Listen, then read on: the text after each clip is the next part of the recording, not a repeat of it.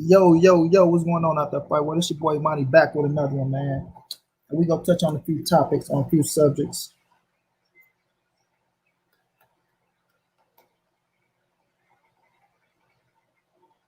On a few topics and a few subjects.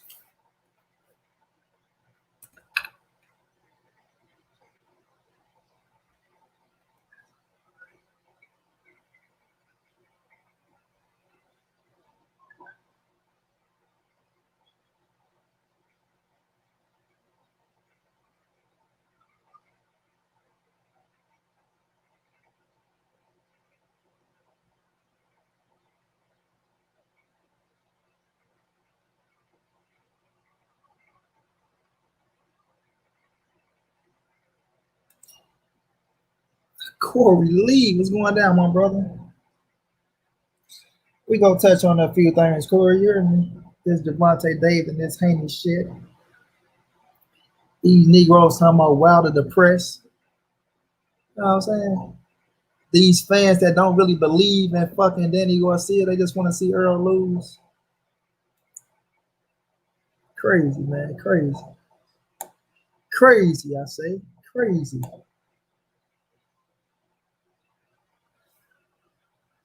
People are really crazy out here, bro.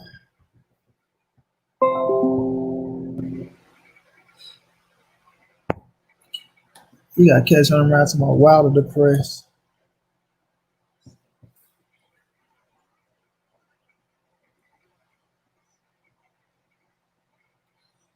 Fans is weird nowadays, man.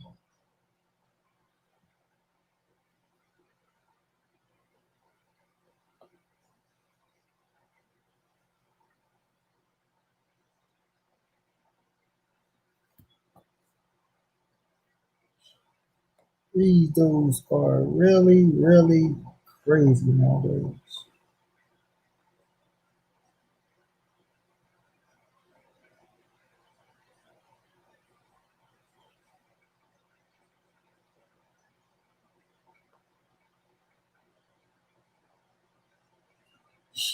Y'all hit that like button, y'all come in the building, man. Show some love, show some love. No, we always get the haters in the building first. They just sit around, press the button.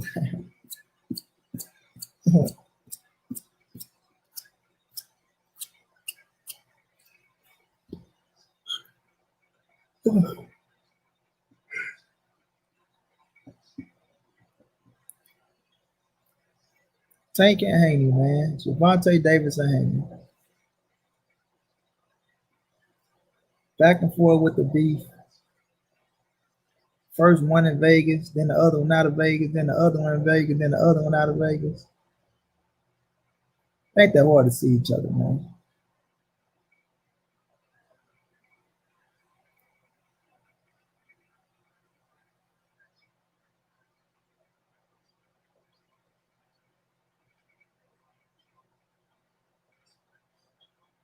But Tank is leading the way.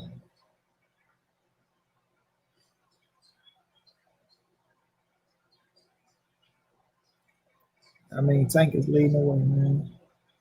As y'all come in, hit that like button for me, families.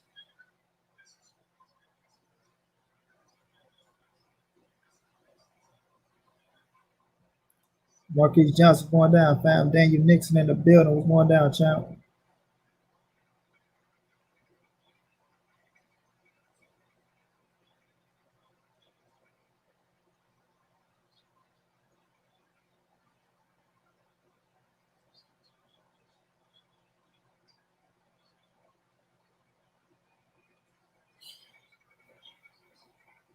It's going down, champ.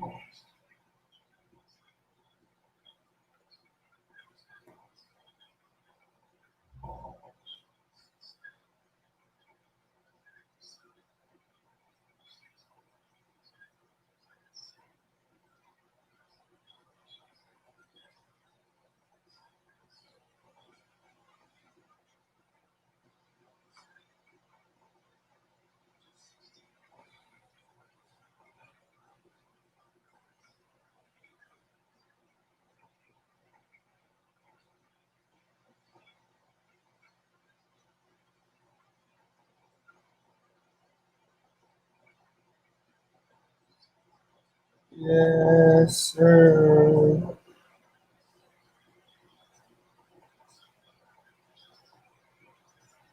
And I'm working on getting this I'm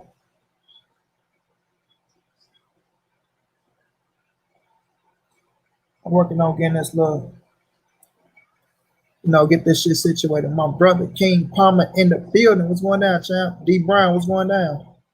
I'm doing okay, King Palmer. I can't complain. I can't complain, my brother. Looking at these playoffs, the Heat just beat the Bucks in the first game. Looking at the U.S. Open and looking at baseball. I love sports, man. I watch every damn thing. I only be covering boxing, but I watch everything. Thinking about start talking about everything, bro. Especially football. I know a lot of people hate football right now, man, but football is my first love, bro. I can never leave football alone. You know what I'm saying? I can never leave football alone.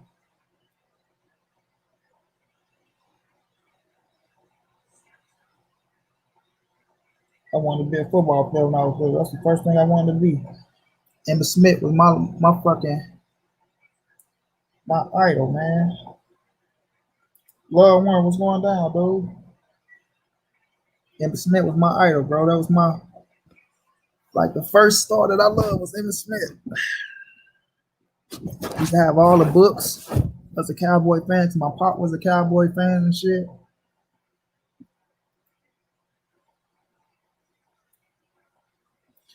Now you grow up and get your own mind.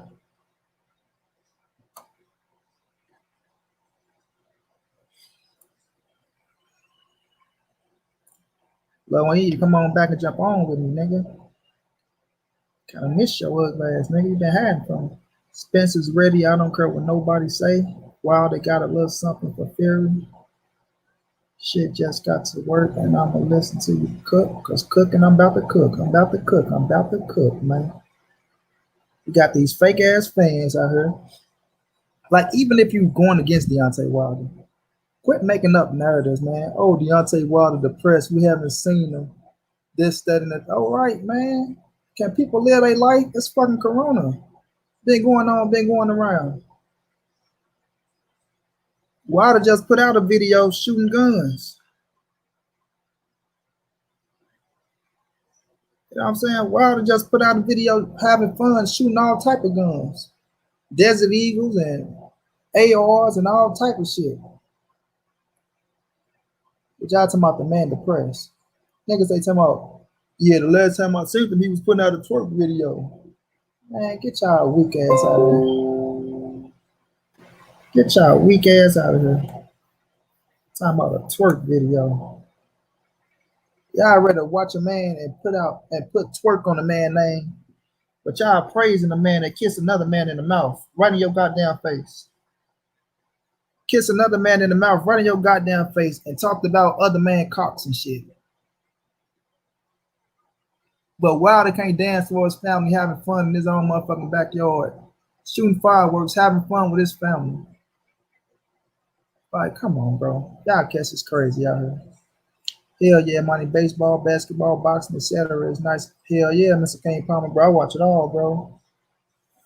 I watch it all. The U.S. Open, everything, champ.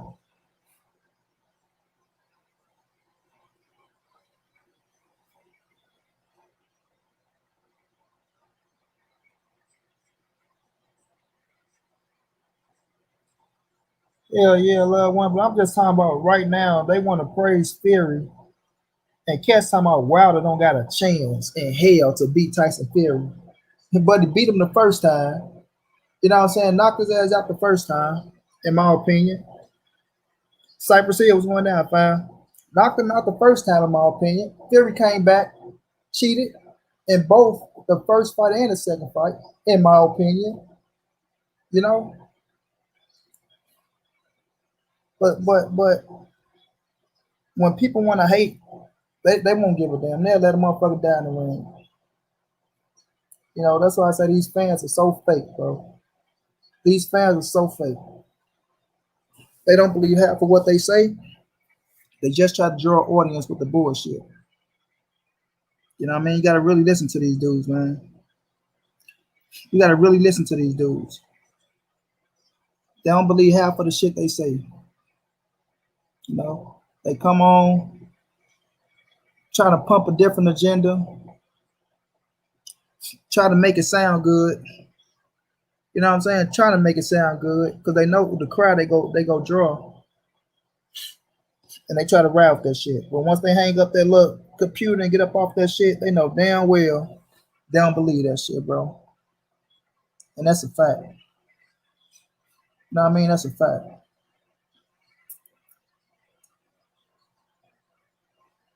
But Wilder, bro, man, been in back to back tough ass fights. Can he relax and enjoy his family? Can he enjoy the fruits of his labor? You know what I mean? Can he enjoy the fruits of his labor? Because he coming back to get what's his. That's a fact. He's coming back to get what's his. You know, y'all can laugh now and make up these false narratives. You know what I mean? But just know that man coming back, bro. Chisora and Fury literally kissed it. Exactly, bro. Kissing man's on the fucking in the mouth. Kissing man's in the mouth, bro. Kissing man's in the mouth. And they want to question Wilder masculinity. You know what I mean? These cats crazy, man. These cats is pretty crazy. Need to question their masculinity. You know what I'm saying? Need to question their masculinity. If they can sit up there and look at a man kiss another man in the mouth and be A-okay with it, yeah, something wrong with them Negroes.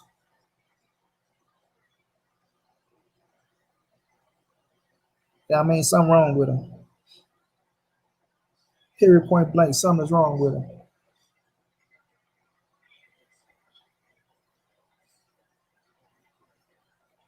But these cats talking about Wilder depressed. Ain't seen no form of depression or nothing. Or nothing, bro.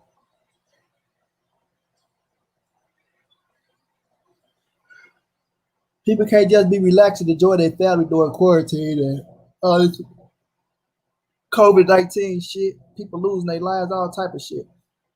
People can't sit back and just enjoy their family though. There always got to be some extra shit coming from these white ass dudes.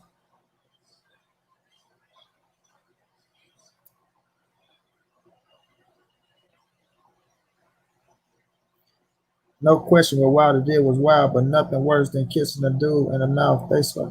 Wild, it wasn't nothing wild. What Wilder did wasn't wild, bro. That shit wasn't wild. That man having fun with his family. That wasn't wild. You know what I mean? I think cats look too far into certain things, and they want to make people make a story out of any goddamn thing, out of anything. It's sad. That man could have chewed a piece of bubble gum and blew a bubble. Hey, y'all see Wilder blowing a bubble? Man, don't blow bubbles, bro. Like, man, get the fuck out of here. King Palmer say Wilder don't care about these lame ass bitches. He's enjoying his life with his family. Exactly. Zero worries, bro. Zero worries. You know what I'm saying? Zero worries, bro. I just seen Wilder shooting all these big ass guns on the video. Having fun, bro. Relaxing, having fun. Nailing the targets. Nailing targets, bro. Like a fucking marksman out there. Nailing the targets. You know what I'm saying? Big ass desert eagles and shit. But Cat's got the nerve to say he's depressed. I ain't see no form of depression on that man's face. All I seen was that man chilling, having fun with his family. Still got a little shoulder injury. Like you say, shoulder still a little sore. But all he doing is healing up, man, getting ready to come back and claim what's his. You know what I mean? Healing up, coming back to claim what's his. Period. Why these cats sit up here and make these false ass narratives? False narratives. False narratives. You understand me? False. And I do mean false, goddamn me. But yeah, man, Wilder relaxing, man. He chilling, enjoying the fruits of his labor, and he will be back. And Marty Brown say he will be back. My brother King Palmer say he will be back. Motherfuckers. What y'all thought this was? The fuck y'all thought this was? You know? So let's keep that shit trill. All the way trill. Let's keep that shit all the way trill. You dig? Now let's talk about this Devin Haney and this Gervonta Davis beat that's going on, man. Listen, two great fucking talents, bro. Lori Sweat, what's going down, champ? Yeah. Yeah, what's going down? Be more up in this bitch. Yeah, that part. My brother G Mays up in this bitch. Yeah, that part. Wilder shooting his guns. Exactly, Daniel next, bro. I'm talking not just shooting them, bro. Nailing that shit. Nailing that shit, bro. Boy looking like a marksman out there, bro. Marksman. No, Haney don't beat Devin. The brotherhood, what's going down, champ? That's my guy right there, man. The brotherhood, a real one, y'all. Hey, the brotherhood be on them boys' asses. And that nigga go anywhere. You hear me? That nigga, the brotherhood, I be going to see shit. The brotherhood will go anywhere, bro, and get on them boys' asses, bro. You understand me? And I got much love and respect for him. And if a nigga fuck with him, I'm on his side anytime, any place, anywhere, bro. Hey, the brotherhood, bro, you trill, bro. I'll be, man, listen. You be holding your own on them niggas, man. And it be a panel full of motherfuckers against them. My brother CB Sports was going down. Black Star Sports was going down. Hey, Black Star, did you do your show yesterday, bro? I couldn't really make it, champ. Mr. Shelton say, and weirdos hate on Wilder for shooting guns. Exactly, Mr. Shelton. He out there shooting guns. Why isn't he training? Why isn't he saying anything? Like, man, sit y'all clumsy, ugly looking ass down, man. Hey, but Gervonta and Devin Haney. Two young, great talents. One leading the way, one coming. You know what I'm saying? Tank leading the way of all the young fighters. Let's keep it real. Hell yeah, you always outnumbered, bro. But you been that motherfucker holding your own, especially against Johnny Brasco. I pissed Johnny Brasco off the other day. He said, hey, Money Brown, when I get you, I'm going to pour gasoline on you, set you on fire and roll you down the street. Negro, before you can get close to me, you have a motherfucking bullet in your head. Think I'm worrying about a white boy named Johnny motherfucking, whatever your motherfucking name is. Last person I'm worrying about. A retarded ass white boy that looked like he looked like that white boy off of he looked like that white boy off of damn, what's that movie, bro? Y'all remember when that white boy blew his head off in the bathroom in that army movie? That's Johnny, bro. Retarded ass. Damn, what's that movie, man? Somebody help me out. My brother King Palmer, help me out. Black Star. Omegas. Help me out. Omega, what's going down, champ? Damn, what's the name of that movie, bro? That boy quit meth every day. Shutterball. No. Full Metal Jacket. Yeah, there y'all go, bro. Full Metal Jacket, bro. Hey, I'm gonna put that shit together. Man, I be trying to lay off, but that's what that nigga is, bro. They beat his fat ass with socks and soap bars and shit. Fat ass had cakes and Twinkies in his locker and shit. Can't make it over the training post. That's Johnny Brasco. Can't probably say shitter ball. Couldn't stuff it. But yeah, though, man. Listen, two great talents, man. And Devin Haney, Gervonta Davis. All right. Right? Both of them trained up under the great Floyd Mayweather. Yeah, somebody send me a super chat. Come on, man. Send me one. Come on, send me a super chat, man. Come on, man. Somebody send me a super chat looking at you. El Diablo, what's going down, man? But yeah, though, man, look. y'all gotta let me cook. Y'all gotta let me cook, bro. Oh shit. Y'all gotta let me cook. But yeah, man. Alright, so used to be cool. They got spawn sessions. Like, alright, spawn is spawning me, right? Spawn is spawn. You know, And they have the nerve to talk about exactly, Mr. Shelton.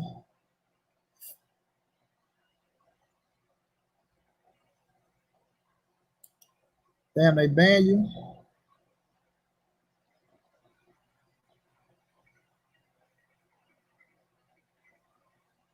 Or did they block you for a minute?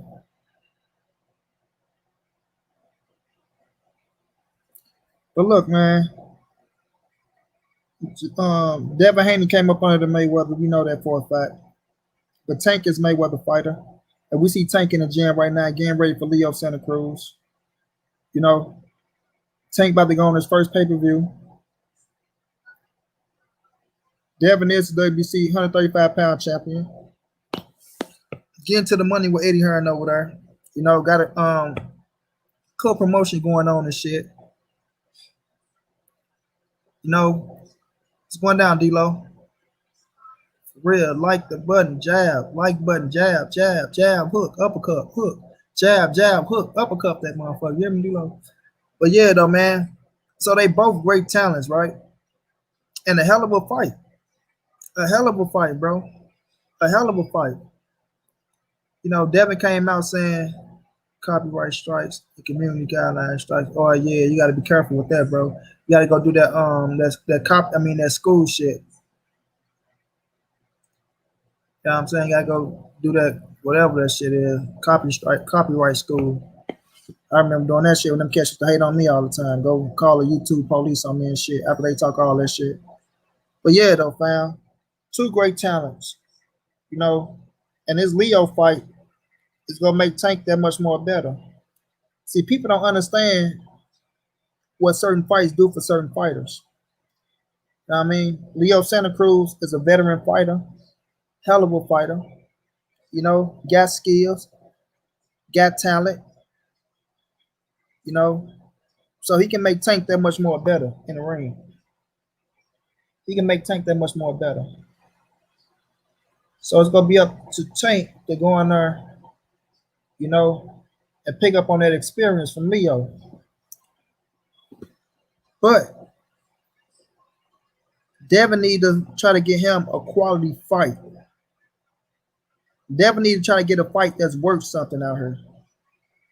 You know what I'm saying? And he trying. Don't get me wrong. He calling people out. He trying to get fights, but he need to focus on getting him a quality because Tank is booked up, bro.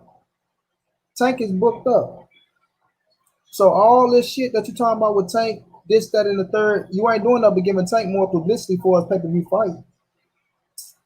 You know what I'm saying? All you're doing is pumping Tank up for his pay-per-view. And not no gamble. You know what I mean? So, you know, I see my dude H Money over there with his Devin Haney shit going on. Salute to him. You know, he got Bill, he got Devin Haney. But bro, Tank is doing something big out in these streets.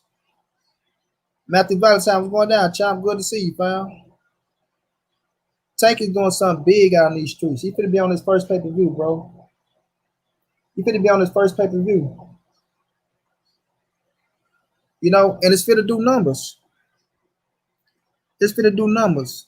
So ain't Johnny Boy that hating ass dude who is always in the basement who seems not to own a decent shirt. I don't know if he in the basement. He that little white boy, that little weird ass white boy, making all them funny ass faces and shit. Want to be motherfucking Godfather or Italian bar boss or some shit.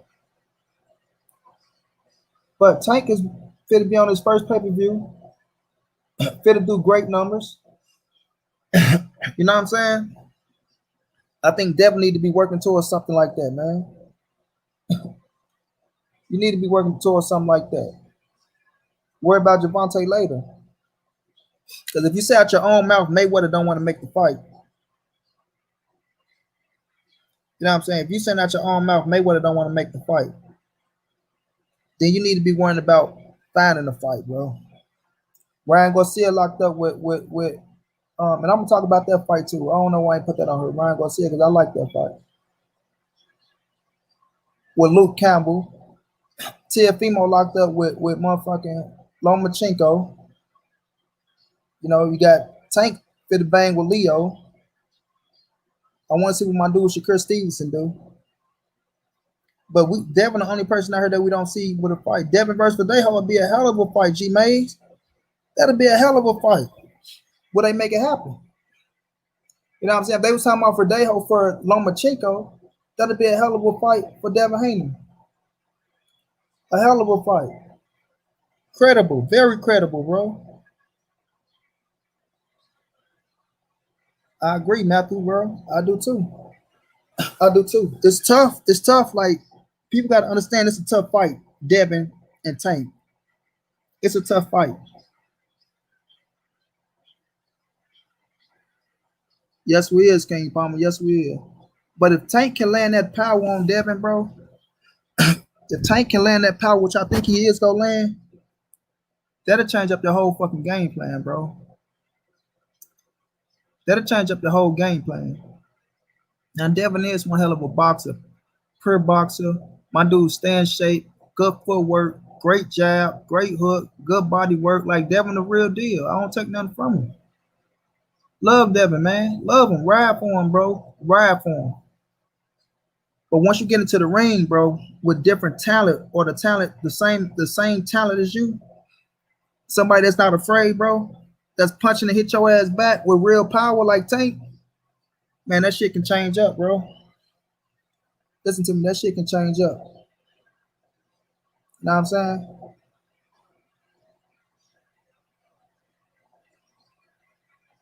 $29, $27, Rockets way.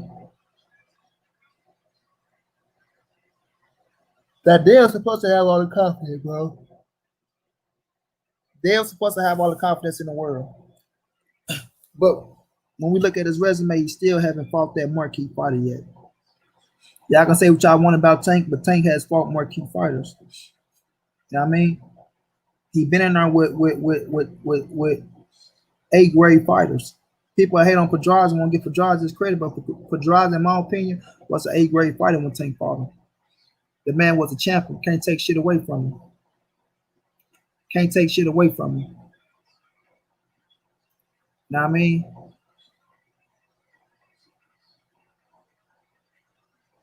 It ain't like we hating on Gamboa, D-Lo.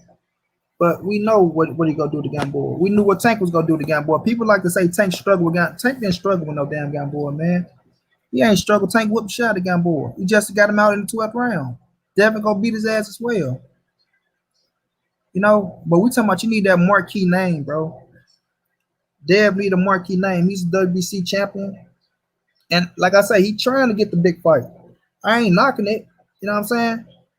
But you can't sit around, man, and like I just don't like the fact of, you know, when you're the champ, you still going out here trying to make the fight happen. You know, move on your own pace, move to your own accord, bro. You know what I'm saying? Move to your own accord. But just looking at the back and forth going on and shit like that, all the publicity going to Tank, bro. Tank got a fight coming up October 24th. You know what I'm saying? Tank got a fight coming up October 24th on pay-per-view. On pay-per-view. Big dog status. You know what I'm saying? Big dog status. You know, what Gay say? Big general. You know what I'm saying? Them meals in the bank. Meals on top of meals. Meals on top of meals.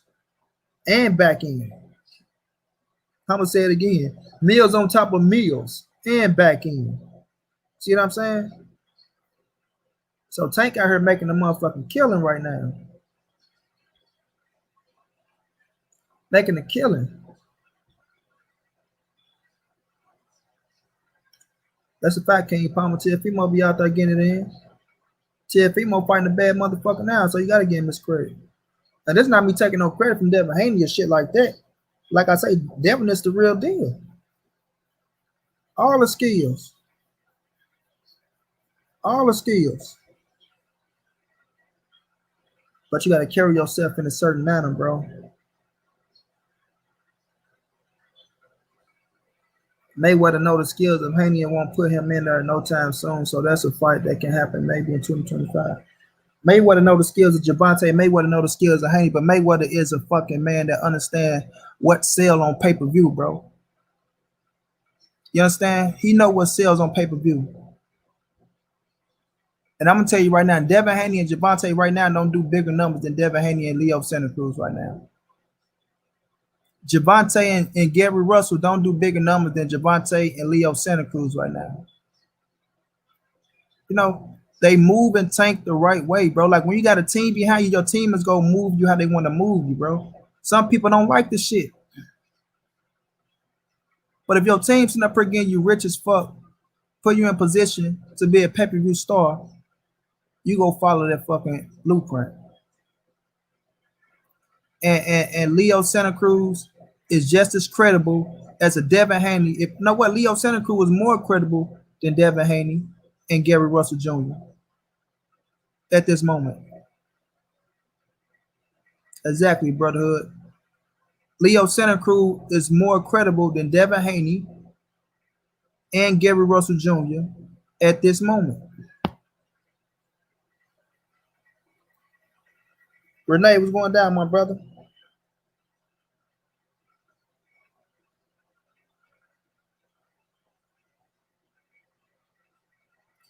Mr. King Palmer, that is so you cannot have no Leo beating no Javante Davis.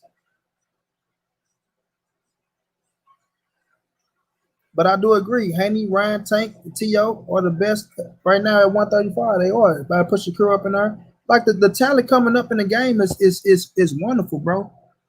The talent that's coming up in the game is like the game is in good hands. Let's not get this shit like misunderstood. The game is in good hands.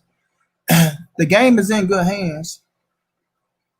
You know, but these promoters, the way they gonna move their fighters, bro, they gonna move their fighters for the future. They gonna move their fighters for the future. You know what I'm saying? Like we all know how Floyd think. We all know how Floyd think. You know, Devin Haney ain't really made his name yet. Yes, he the champion, made a few $1 million, got $1 million promotion, but what has he really done? What has he really done? You know what I'm saying? What has he really done?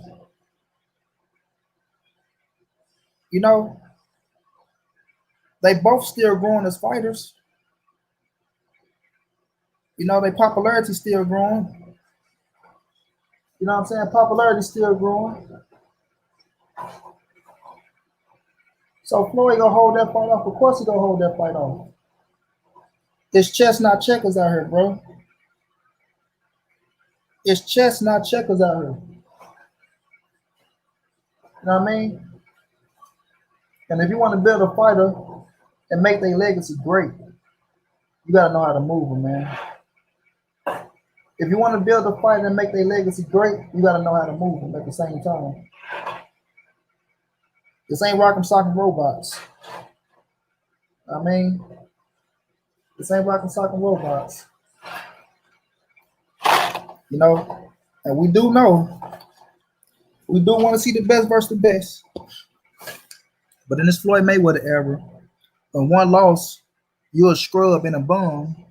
I repeat, in this Floyd Mayweather era, when one loss, you're considered a scrub and a bum. Like I say, these fans are so fucking fickle and so fake. They don't understand the game of boxing they goddamn self. They go off other people's words. You know what I mean? They go off other people's words. They don't even go off their own fucking theories or their own train of thought nowadays. They go read a news article or listen to somebody that they like or that they don't like, and that's where they get their fucking ideas and they truth from. Both Ice Box was going down, fam. That's where they get their ideas and their truth from. No.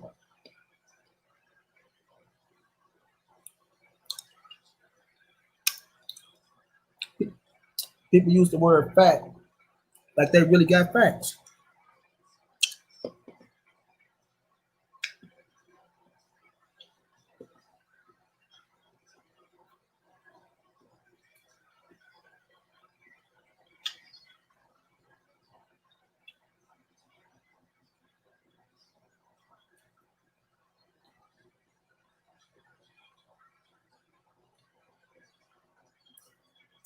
Look candy over here, Renee. Yeah, but you can't tell these fickle ass fans that. You know what I mean? Fans are fickle, man.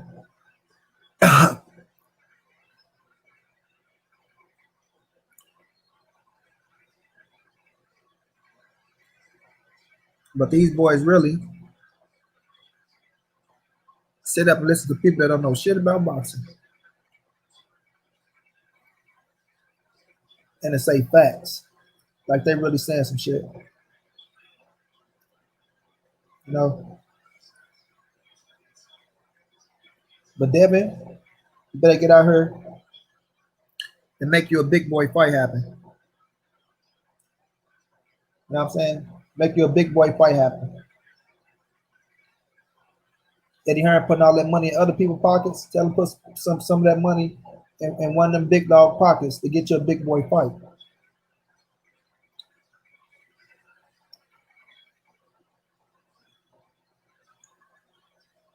Because Tank is leading the pack. Whether they like it, whether they respect it or not. Javante Davis is leading the pack out of these young fighters.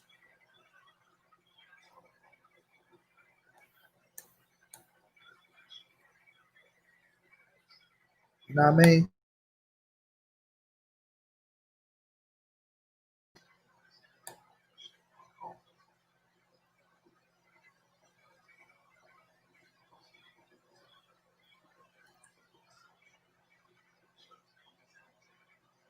What you mean, Renee? You want to jump on? That what you saying?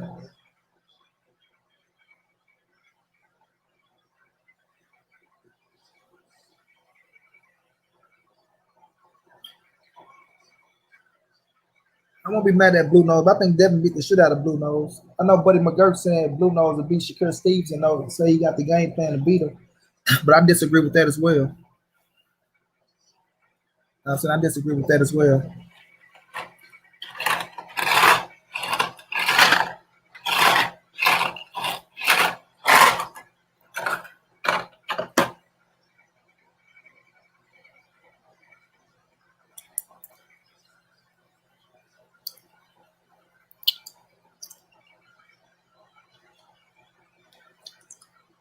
I'll drop the link in the chat for if y'all want to jump on this bitch.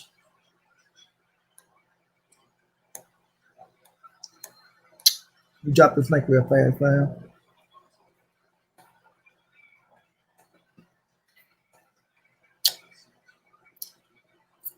But Tank leading the pack, man.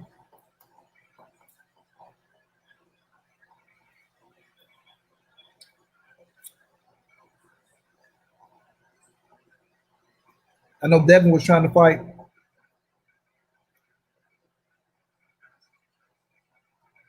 Javier Fortuna,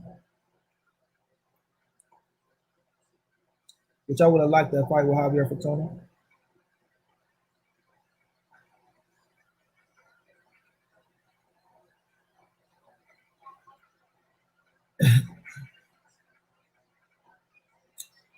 They got a link to stream, y'all. If y'all want to jump on and speak your piece.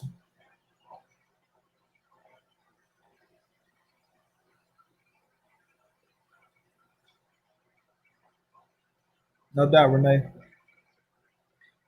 But yeah, though, man. You know, Tank called Haney a clout baby.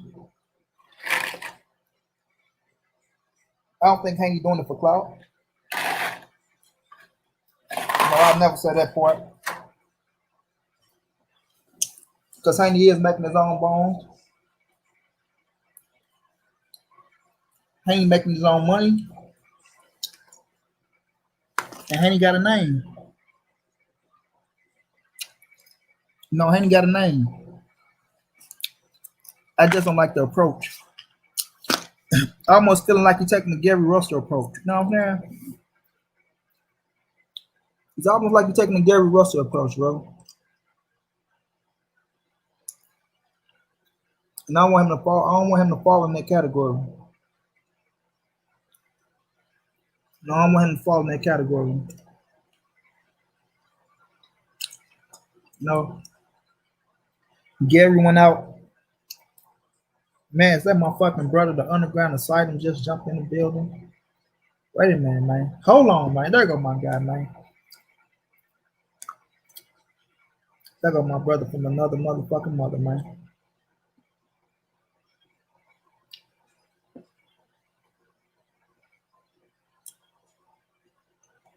Lift him.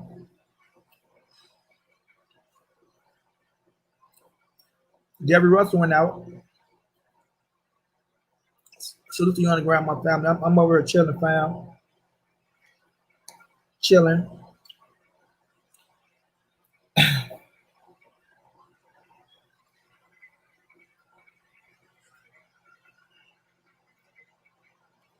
Haney versus Russell, then. That ain't bad. But what do you take the Russell fight, man? Russell, I'm gonna talk about that too. Let me talk about that too because what he doing, like, it ain't really cool, bro. It ain't really cool. I want to say this to my brother Underground Asylum. To all y'all in the building, bro. We 125 away, man, from these college classes. Underground Asylum, you did so much for me, bro. My brother King Palmer did so much for me. So I understand if y'all can't help out, bro. But everybody that's in here, man, if y'all can donate, man, show some love, champ. We 125 away from these college classes. Really 135. But somebody supposed to give me 10. We'll see about that. But look, Gary Russell was he had fights on the table. I had a call, sorry. He had fights on the table, right? Al gave him fights on the table, right? Because they wasn't the fights that he wanted, he overlooked those fights.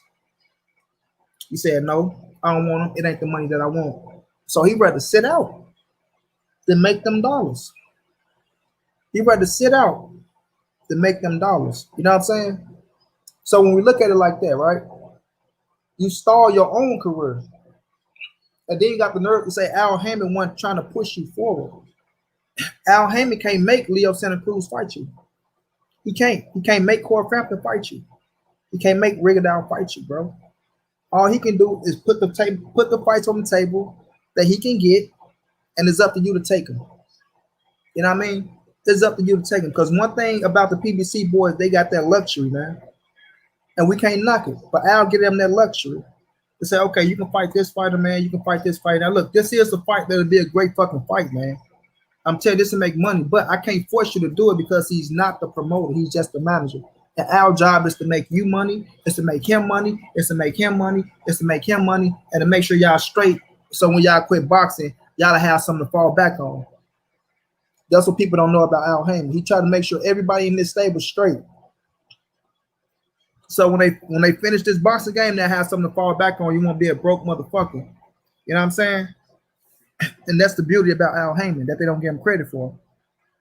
So Gary Russell went against the grain. Gary Russell didn't want to take certain fights because he said he wanted the money that he wanted. He said it out of his own mouth. So when I was saying people out there talking about, oh, Al Haymon stalling Gary Russell, oh, Al Haymon not doing this for Gary Russell. No, Gary Russell did that to himself. Gary Russell chose to fight once a year because he couldn't get the fight that he wanted. You know what I'm saying? There's plenty of fighters out there that couldn't get the fight they wanted. But guess what? They didn't just sit their ass on their ass. They went out there and fought whoever they put in front of them and dust their ass off and kept it pushing. They kept it pushing. Period. Like Gary Russell, like I say this all the time. And somebody tell me if I'm wrong, correct me if I'm wrong. Gary Russell could have been doing the same thing Triple G was doing, family. Triple G built a career off of fucking he built his career off of fucking title defenses, yo. And he was trying to get the big fights, you know, but people were so afraid to fight Triple G back then because they heard about the power, this, that, and all that shit. So he built his career off of title defenses. And he almost made it, almost caught up with Bernard Hopkins and shit. And that's history in the making. That's history in the fucking making. You know what I'm saying? That's history in the making. Gary Russell could still be defending his title right now. Gary Russell can have at least 14, 15 title defenses right now. At least, bro. at least, and still been in our eyes, still been in the people eyes, and making some fucking thunderclap. You know what I'm saying? If you was knocking motherfuckers out saying, you know what, these boys don't want to fight me, man. These boys don't want to fight me. These boys don't want to fight me.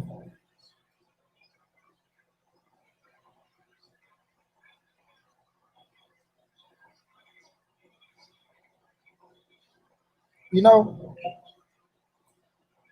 my brother King Palmer, thank you so much for the donation, champ. I really appreciate it. Um, you know what I'm saying? Damn, hold on, y'all. I ain't getting sick again. Last thing a nigga need. But like if you stand in the eyes of the people, bro, that's what keep you relevant. That's what keeps you relevant, bro. Stand in the eyes of the people. That's what keeps you relevant. You know, I don't know, man. After Triple G knocked Dominique Wade ass out, I don't know where he went to, G Mays. But that's what keeps you relevant, bro. That's what makes people say, damn, bro, these boys don't want to fight Gary. Like they ain't trying to fight him. And guess what? They will the blame will be on them. All the pressure will be on them for not fighting you, Gary. All the pressure. All the pressure. And I don't want to see Devin Haney fall down that road. But I don't think Devin Haney gonna fall down that road because I think he gonna stay busy. You know, different minds. But I just don't like it. I don't like it. I don't like it. And I know it's a boxing game. You know what I'm saying? But I just don't like seeing Gary going out there calling people out like he a challenger. You know what I'm saying? Trying to force some shit. Because people, that's when people start bringing up, oh, you clout chasing. Oh, this, that, and the third. Because like I say this all the time, bro. I say this shit all the time. If somebody is signed up for a fight, I can't say they ducking nobody. You know what I'm saying? People wanted to say Lomachenko was ducking Devin Haney. Fuck no. Lomachenko ain't ducking no motherfucker, bro. Loma is a fucking killer. And I respect Loma to the fullest. I know Loma will fight anybody, bro. I know he'll fight anybody. So if Loma was willing to fight Mikey, you know what I'm saying, wanted Tank, fighting Teofimo, I know he'll fight Devin Haney, bro. I know he'll fight Devin Haney. But Loma, his promoter, Bob Earn, was already put in play with Teofimo and fucking Lomachenko. That was the fight put in play for them boys. That was the fight put in play for them boys. Jay Dixon, what's going down, fam? That was the fight put in play for them boys. You know? So, and I will say this, though. If somebody did bring this to my knowledge, I forgot who shit I was on. I think it was Mac. My brother stayed ready. I think Mac told me there was somebody who was talking about Devin Haney. There was Blue Blood. No, Blue Blood. And I stand corrected when Blue Blood came and told us on my bro Keon shit that Devin was in position before Teofimo, but Devin went on fucking top rank. He went on top rank, and I remember Devin Haney saying, "You know what? If I'm just easy, then come just beat me if I'm easy, then." You know. And I'm not saying Devin don't want to fight these boys because I know Devin to fight all these boys. But when you got a promoter, buckets, whoo, shit, Errol Gordon, bang that bitch. Bang that bitch. But once you got a promoter, bro, and they got a game plan for you, man, the promoters gonna follow their game plan before they try to put money in other fucking promoters' pockets. You know what I'm saying? If you got two great fighters with Teofimo and Lomachenko, you think Bob not gonna make that happen before he make a fucking Lomachenko and a Devin Haney? You know what I'm saying? Look at Devin Haney, high risk, low reward. What do Devin bring to the table for Lomachenko? You know what I'm saying? What do he bring to the table for Lomachenko? What is he gonna get Lomachenko if Lomachenko beat him? You know what I mean? We all know that we know what the narrative gonna be. Loma caught him early, and that's a fact. Loma caught him early. Loma was too experienced. He was too skilled. Devin's still a hell of a fighter. Give him a couple of years, he'll beat Lomachenko ass. Let's keep it 100, man. Let's keep this shit 100. Let's keep this shit 100. You know what I'm saying? Now people might say, what do Teofimo do for him? Teofimo young, he did stand in the third, but Teofimo is under top ranked promotions. He's under top ranked promotions. And like my brother King Palmer said, Teofimo fought the better competition. Yeah, that's a fact. That's a fact.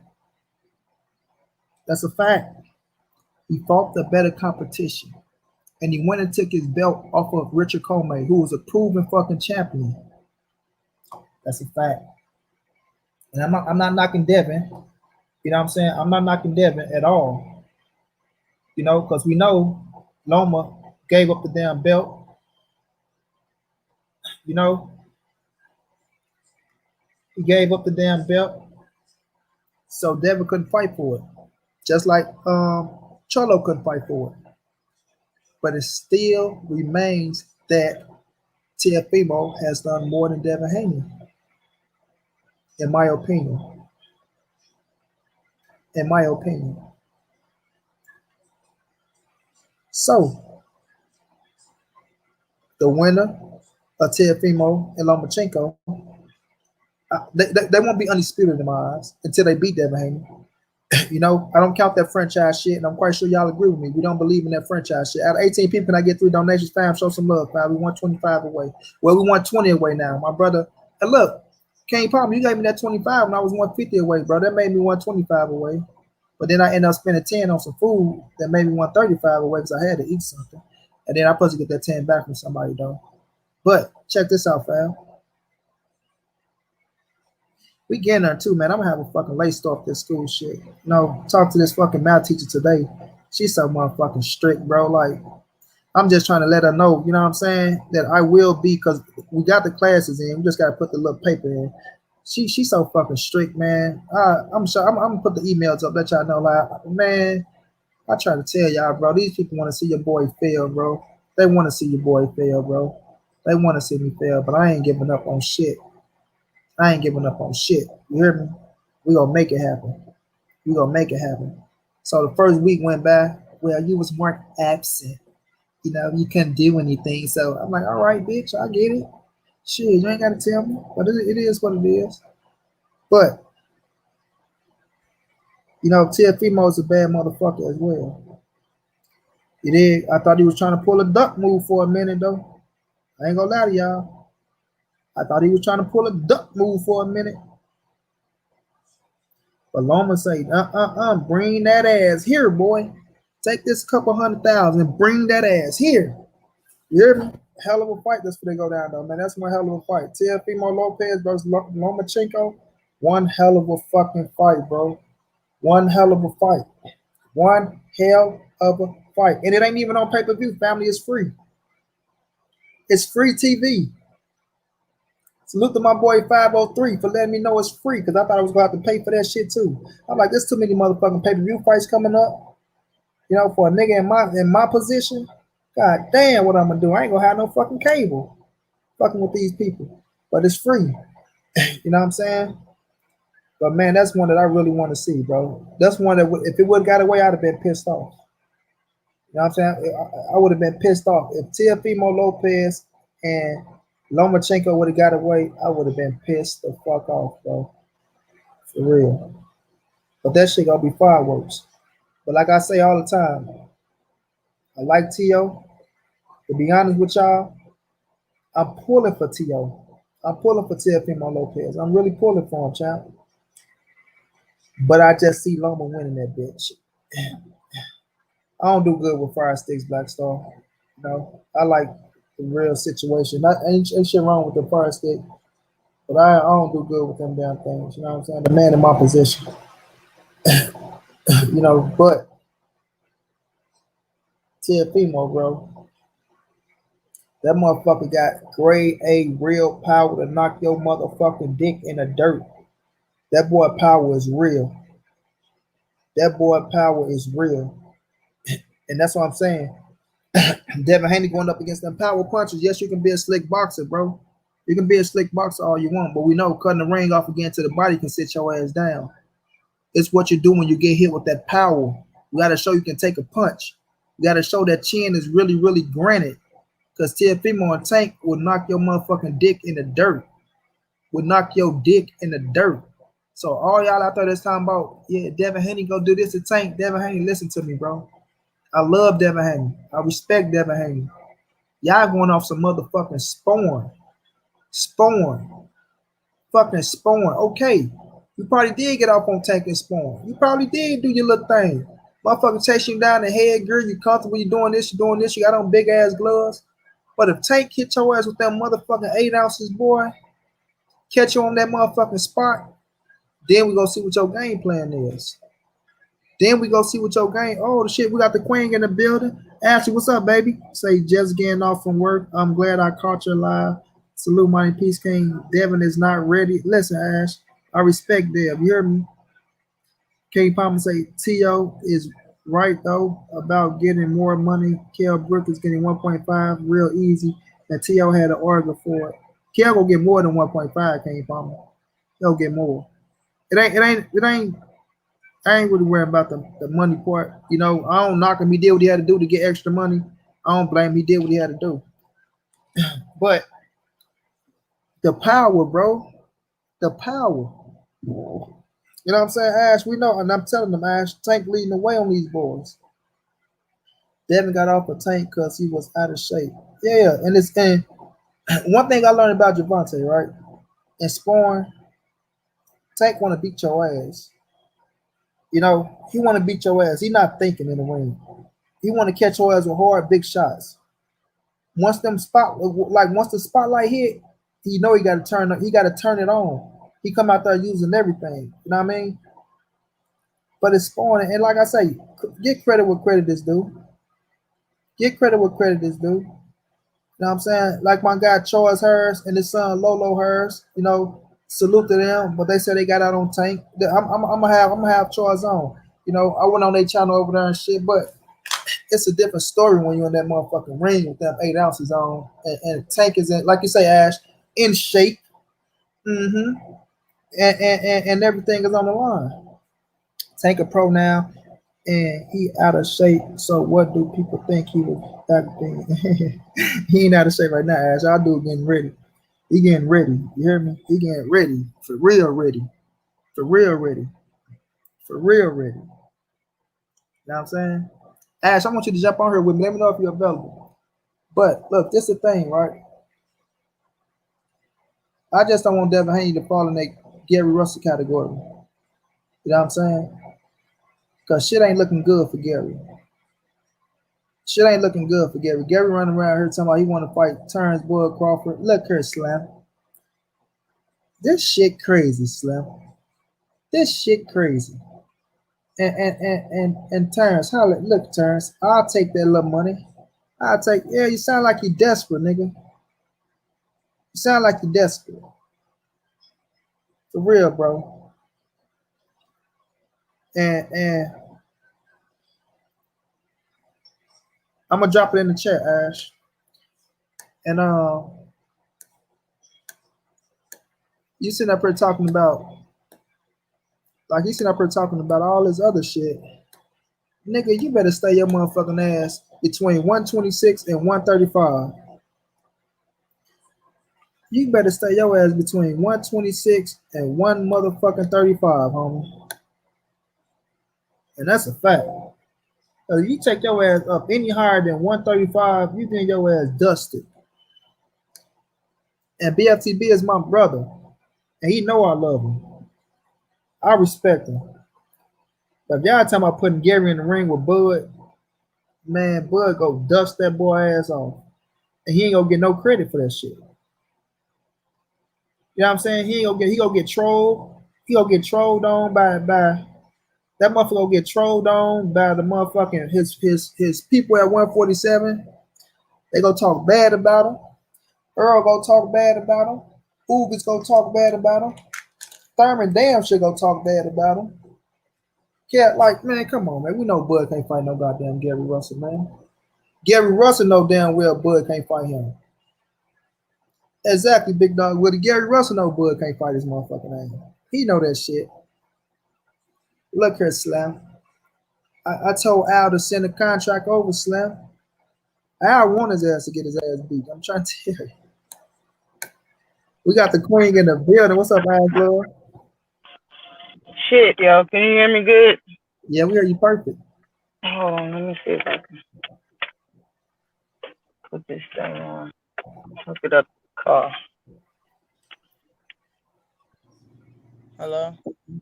Yeah, we hear you perfectly All good. right, okay. All right, okay. All right, what I was saying about who the fuck was you just talking about? About who you Tank, just talking? Tank and the I'm scoring doing point being out of shape. oh, okay, yeah. I'm driving home, sorry, I'm doing too much. But Oh, it's good. yeah, when they sparred back in the day and Tank was just starting, Tank was not in shape. Everybody talks about the second sparring, not the first one. The first one, um, Devin Haney got his ass beat. He got dropped and everything. Nobody talks about that. They Uh-huh. want to talk about that Devin Haney getting prepared for this motherfucker. Just remember, Tank grew up in poverty. They were broke. He had he didn't have neither one of his parents. You Facts. know, like they didn't have any money. Going back. Devin Haney was born with a silver spoon in his mouth, Mhm. gold spoon, whatever you want us to call it. Devin Haney's family had money his entire life. So Mhm. even so, when Tank's out of shape, yeah, but Devin Haney's not. Devin Haney was very much in shape both fights. He just got beat up the first fight. You understand? Facts. Now in the second fight, it was a lot of people in the gym, and yeah, they were. He was in that bitch trying to knock Devin's head off. He's already did it. He already dropped him prior in the first sparring match. Now in the second one, he's trying to knock this motherfucker's head off, but just like I said, he's not in shape. And they said it was doghouse sparring, meaning they're not sparring for rounds; they're sparring for minutes, meaning there's no breaks. So Yeah. stop talking about the second sparring match. Stop talking about that.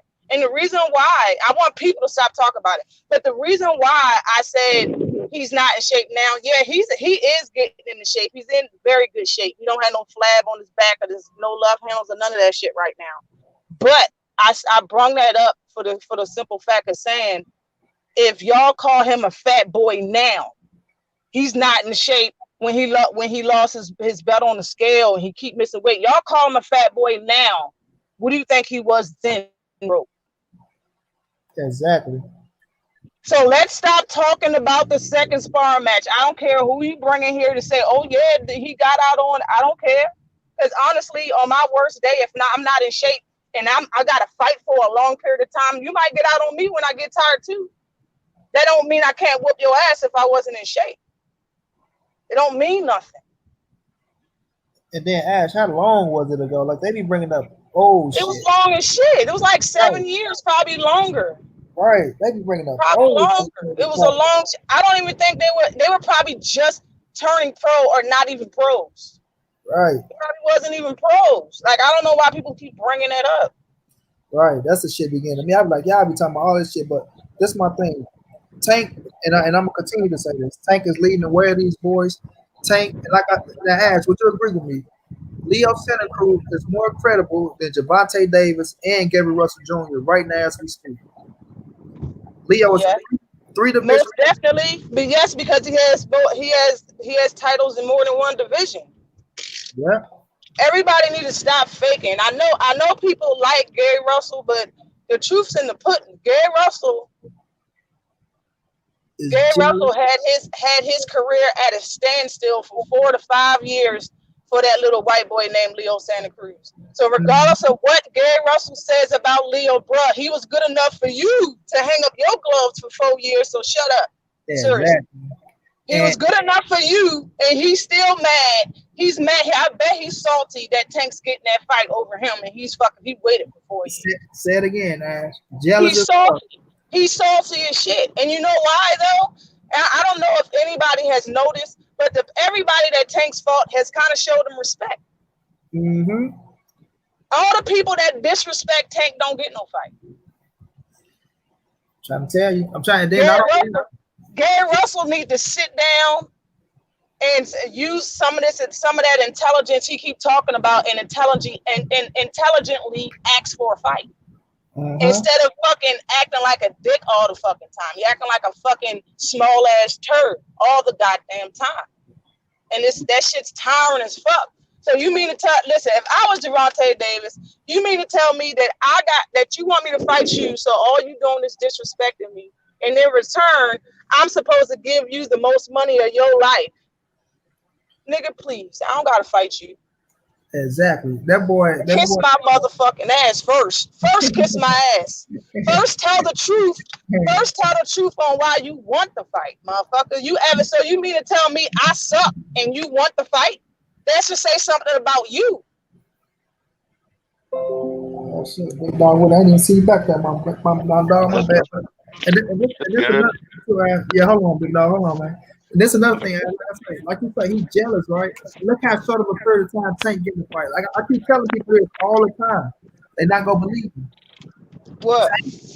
I mean, Gary Russell is what he think he's supposed to be what Gervonta Davis is right now. Like he wishes Hell yeah. He wished his career was like Tank right now. Like all the shit he was doing. He's jealous. Yeah, when he was coming up, look, he was cracking shit. He was knocking shit out. He had power, he had speed, his little name was blowing. But he did it to himself. That's what I was telling people. When people kept trying to shit on Al Heyman, oh, Al ain't giving him no fights, man. Al was putting fights on the table for him. Look, we got main man in the building. Hit the link, main man, because we talking about Gary little man complex having ass. Yeah, now, he do. Little man complex. He like his career is supposed to be where Tank is right now, but he did it to himself by waiting for Leo fucking Santa Cruz. And while he went for Leo was out there making fucking history, fighting Framptons, fighting Morezes, becoming 3 division world champion, and you still sit on the sideline talking about now, Al, I don't want that fight because it ain't Leo and it ain't the money I want. Man, shut yo. There's footage of Gary Russell saying so much dumb, backhanded shit is ridiculous, yo. After he lost to Loma, he was on record, on camera, when they asked him about the shit and getting the title and all that. He was like, well, a lot of fighters' goal is to become a champion, or, there's certain type of that's never been my goal. Bro, you sound like a fucking idiot. You sound like you so mad that you lost. I never wanted the title anyway. Shut the fuck up. And now all this nigga can do is sit there and say how he's had the WBC for the longest time. I just have several seats. My gosh, yo. Hold on, man. What you say, man? What you say, man? You say, so we taking up for a dude who lost his belt on the scale over a 5-year champ. Hey, listen, who you talking about, Tank? Because Tank came back and made weight, homie. What's going on, big dog? What you want to say, bro? What you got up in there? Oh. What's up, man? Hey, you going in and out. It might be my phone. Nah, you going in and out. We good. Okay, me. Yeah. Hey, so talking about Gary Russell, man, that little midget, man, when you fight once a year, how many fights do you think you're going to get? He does it to himself. This is once a year. He said that. He's like, I only fight once a year because I want to preserve my body. Hold on, big dog. I don't mean to stop you, bro. Hey, main man, you need to fix that, bro. No, he didn't miss weight at 135. He went back like you get a chance to remake weight. He made weight. He made weight at 135. So you can say that one, champ. Y'all keep saying he missed weight. Tank only missed weight once. He only missed weight once. He lost his belt. That's it. Other than that, yeah, he came back and made weight.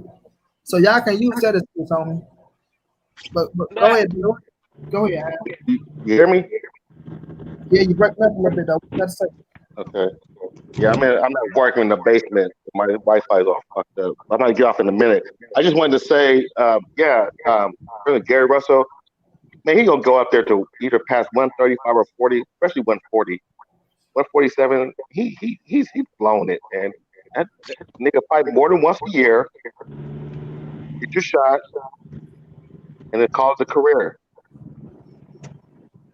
Yeah, that's all I got to say, man. I'm kind of sick of this little nigga. To be honest with you. Sick of the little nigga. All right, go ahead and get back to work, man. Go get back to work. All right, look. When you take up for somebody, you are kind of standing up for the wrong doing of something. So if you're saying I'm taking up for Tank, then it's probably justified. I don't take up for anybody that don't need it. What I do is state facts, pimping. Main man saying Main man say, man, get your ass on the panel. I ain't gonna be you right there. He got. Okay, Loma said he will wait at 130 for Tank. Tank looked the other way. No, Tank had a plan.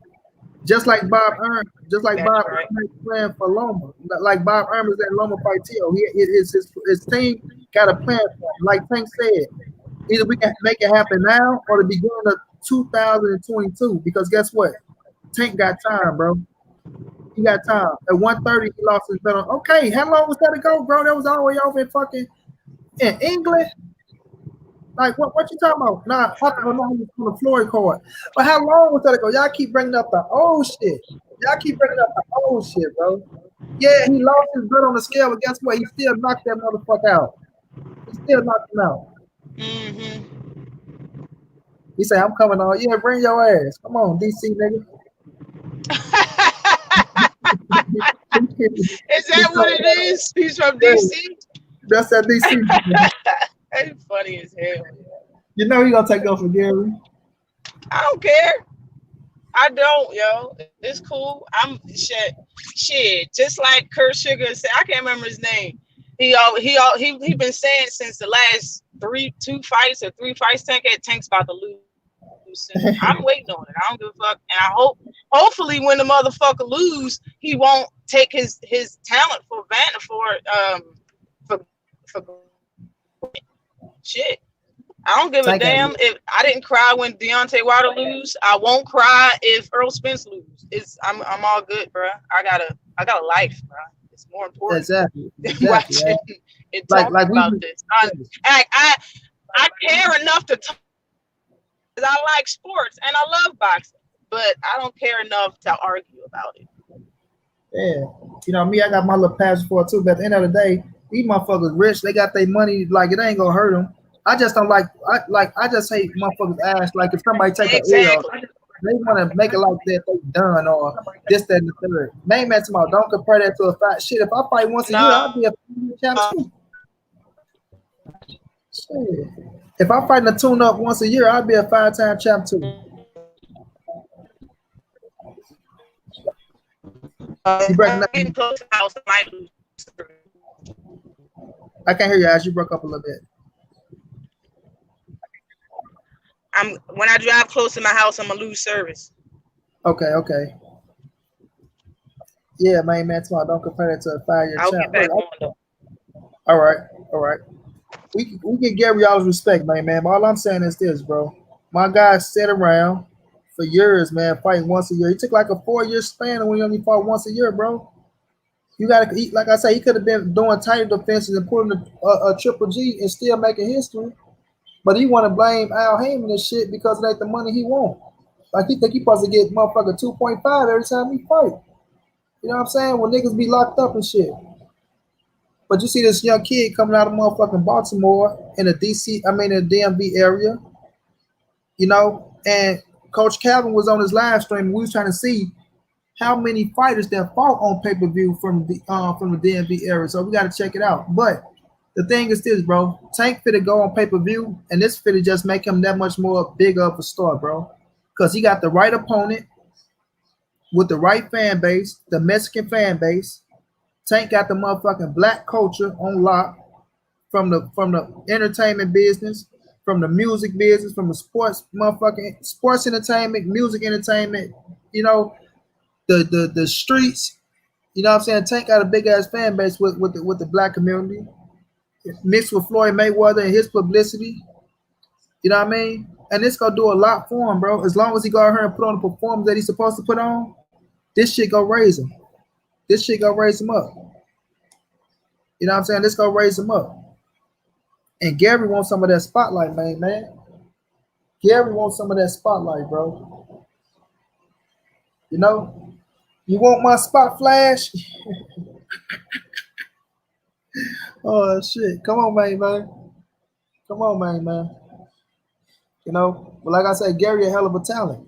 A hell of a talent. I don't take nothing from him. Just a little bitty short, big head motherfucking fight, he can box. You know? He can fight, he can box. But I think Tank knock his ass out. Now, so I think Tank knock him out, bro. I think Tank knock him out. I think Devin beat him too. You know what I mean? So we gotta tell Gary stop trying to go to 147. It's not worth it. It's really not worth it to go up there and get your damn jaw and ass socket broken by Turnbull Crawford.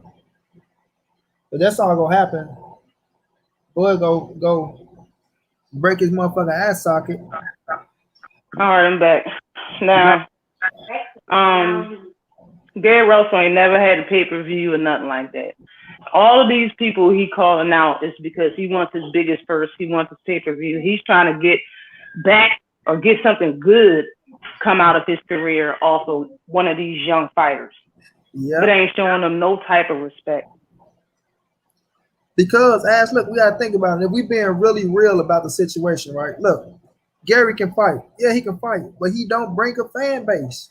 Like, I keep telling Main Man keeps saying, if you put Tank and Gary in there, the pay-per-view numbers will be this, that, and the third. Gary and Tank ain't going to be bigger than Tank and Leo. Tank and Devin Haney ain't going to be bigger than Tank and Leo right now at this moment. You know what I'm saying? Leo got the Mexican fan base. Four division, now. 4 division world champion. You know what I'm saying? On top of this shit. And he can go up against Tank, who got, like I say, who got the sports entertainment, he got the music entertainment, he got the street niggas, the dope boys, the kids, the women. Tank motherfucking stardom is just growing. And this could just make him even a bigger, so long as you go out here and perform like I know he finna perform against Leo, this shit finna make him even bigger. Even bigger. Yep. But like my dude Marlo said, Tank ran out of Vegas. Period. What'd you say? Marlo said it. Tank ran Devin Haney ass up out of Vegas. It's true. You know why? You know why? It's easy to run him out there because guess what? Devin, you're not signed to the money team. You said no to Floyd. Floyd know where his money is at. His money ain't invested in you, Devin. You said no to that. Floyd's money is invested in Tank. If Tank got a fight coming up, I don't care where the hell you at. You got to bounce if Tank showing up. Bye, nigga. My money's walking in here. Bye, nigga. Tank, I don't want his ass in the gym while I'm in there. Everybody wants, and they want, and he sat there. I heard his video. He was all mad and shit. Bruh. Okay. Tank said, they asked Tank, who should you fight next? He didn't give a name. He just said he should fight a name. Everybody knows that. That's not disrespect, dog. Everybody knows that. Everybody knows that. And he sat there and he was like, okay, he only has Pedraza and Gamboa. Okay, and you want Gamboa on your fucking resume. And you have no Pedraza. And honest to God, I can't name one person. If somebody put a gun up to my head, I can't name one person that Devin Haney fought. Thank you. And look, I can't name one of them. I just said that. I said, look, I respect Devin. He do got the skills. The only person I can say he fought was Mason Minogue. He wasn't even all that. But when we look at Tank, and they always like to say, "Oh, you only got Gamboa and Pedraza." No, Tank whooped 3 undefeated motherfuckers in a row. He sure did. And then went to the UK and knocked out Leon Walsh. You ain't gonna give him credit for Leon Walsh. But Leon Walsh ain't no little pushover. His ass can fight. Him and his brothers been fighting all their fucking life. That's true. The dude they lost the belt against on the scale knocked his ass out. Here we go. Here we go. Here we go. Here we go. The dude they lost the belt against on the scale knocked his ass out. Here we go. Hey, come on. We can hear it in the background. You gotta pause it or turn it down.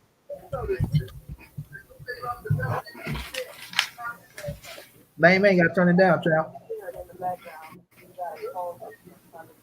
We got some. Oh, we got feedback. Yep. Yeah. Bring it up. He lost his belt on the scale. He lost his belt on the scale.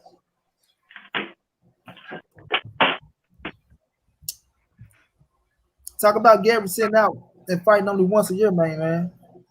Man, let's talk about this, yo. I have a question. Really, yo. All the people that saying that or pushing the fight or saying it might be a good fight, Gary Russell versus Terrence Crawford, not none of y'all. It's not one of y'all that think Gary Russell has a chance in hell in beating Terrence Crawford. All right, is that better? Oh, yeah, you perfect. Yes. All right, sweet. What's up, Monty? What's up, man? What's going on? What's up? We got the Queen Ashley in the building too. Ashley, how you doing, Ashley? How you doing, Queen? How you doing? Main man. That's It's it. been a long time. Yeah, Hello, no, sir. everything's well. How you been? How you? Just getting off work, but I ain't do shit the whole time I was there, so I'm good. That's what it is. Ashley said this, man. She said everybody that's rooting for this Gary Russell and Terrence Boyd Crawford fight, the people that's trying to push Gary Russell up there to get his motherfucking jaw ass socket in his neck, bro, don't believe he'll win that fight. Nah, man, that's just something to put on Bud, man. That's not Okay. like I said before. At the end of the day, if Gary want to do it, fine. He want to go get the money. I support it 100% because they both duck fighters. I never will disagree with a duck fighter getting paid, especially a man who been a 5-year reigning champion, called out everybody, not just Tank. We can make it about Tank, but we already know that list is real long. We talking Frampton, Martez, Regan Dow. The list goes on and on and on. So given that he was ducked for so long by everybody, sure, let him go get the money. I ain't mad at that. You know what I'm saying? But at the end of the day, that's not my first choice. You already know who I want. I want Lil Devin. Slim. Because you talking about Devin versus Gary? Yeah, I want Lil Devin. Yeah, that's Gary. what I want. That's what I want. That's what I'm pushing for. That's what the fuck I want. Especially because did you hear his father, Bill Haney, call up there to Fred Channel and talk to fucking Gary about the shit? So you already in talks of you talking to the man father right here. Like y'all already in talks about it. Let's get that shit made. And I love that damn interview. I love the way Bill was talking to Gary. He was like, you can't get nobody to give you a quarter, brother. I was like, God damn. I still ain't see the interview. I gotta go check it out. I still ain't see it. Yo, it's long. Matter of fact, I'm gonna go back up. I should go back to it and tell you what part to start from. Yeah, please do. I got that shit long as hell. I can tell you one part of that interview that stood out to me the most was when Bill and Gary was going back and forth, and he confirmed that Gary sent him an offer and sent him a number, and he said that the number was too high, and he said, "Well, we took it back to our people." They said, "No." So at that point, no counter offer came back to Gary. Gary said, "I was waiting for you to call me back," and so that's why I always jump on Devin Monty's house. You must have missed that. See, that's why I always jump. I didn't miss it. I heard it. Gary stepped to Devin and sent them an offer, the whole 9, and heard nothing in return. Heard crickets. I love that fight, man, because both of them right now don't have a fight lined up. I like this fight. It's a good fight. Yeah, that's a hell of a fight. Let me say something about Terrence Crawford real quick before we get off Terrence Crawford versus Gary Russell. Yo. Gary Russell, bruh. Terrence Crawford has 10-inch reach advantage on that little nigga. Did y'all know that shit? Man, Did y'all know that shit, yo? So do you feel the same way about pushing the fight? Not at all. Nah, not at all. 10 inches, yo, he gonna get hurt, yo. He gonna get hurt. That's why I say y'all know Bud can use Gary that around the ring. You right? Say that one more time. It'd be funny seeing him trying to chase Gary around the ring, though, trying to pin Gary down. Because Gary fast. That's one thing about Gary. Gary got some speed on him. He got to pin Gary down. I got you. You right with that. But one thing that I'm saying is Gary was talking too much. I just want to put my hands on you now. I just want to put my hands on you. You done said all that shit. So you better not get in that ring and run, my nigga. You better stand there and try to because you got I just don't want to see it, but I don't want to see Gary go that route. Like we know that's Gary gonna get knocked out 3 rounds. Yeah. Probably less. I need to see him go to Devin, man. If he the WBC champion, right, at 26. So if he go to 35, Devin the WBC champion at 35. That's WBC correct. Gonna put him right there, right next to Devin. That's correct. But he gotta let go. He gotta drop his title like Shakur did. You gotta make it for real. Drop your title like Shakur Stevenson did and make it real, yo. Because you've been talking about going to 130 and fight Tank for like 2 years, but you never did nothing but continue to fight at 126. You're gonna need to drop that title, especially if you calling out for isn't it 4 weight classes? Above 126, you calling out them, bruh. You need to drop that smaller ass termite title. Drop the termite title and then talk to the motherfucking big boy. And that's all I want to see. Make it official. Like, that's all I'll be saying. You can't say just drop the title. Yeah, drop that bitch and go to 135. Then we can say, you know what, Gary on your ass now. He's saying y'all holding on to that 126 title. And I get it. You know what I'm saying? If these boys ain't gonna say let's do it, then okay, if I drop my shit now and be lingering around these motherfucking divisions trying to get a fight. But shit, it'll be more believable, and it'll make the say, oh nah, see y'all gotta fight him now. To me, that's what I say, but just saying you at 126, then you keep talking about Bud like every fucking week. This nigga got a new Bud story, man. Every week. You right, hey, yo. He a G, man. Hey, he just letting it. But see, here's the thing: he ain't telling no lies though. Like he putting stories out there that's like surprising people. Like, hold up, bro. He ain't still. Hold on. When you first heard the story that he stole on Bud, though, you probably was like, hold up, what? Girl, he stole on Bud? Like we didn't even know that. I believed it. I believed it because there's no reason for him to make that up in front of a big audience like that. He would look like such a fool. Yo, Gary Russell talks like he make me believe that I got a man that's more than 8 foot tall, 4 foot shoulders, and that ain't all. He's a king size papa. No, that's what he act like he is. Like so you can't talk all that shit about Terrence Crawford and then get in the ring and run around so Terrence Crawford won't hit you. You can't do you can't do that shit. Like, bro, you gotta stand on your square all the time because you talk like you're the fucking kingpin of Maryland or some shit. But that, like, I don't get it.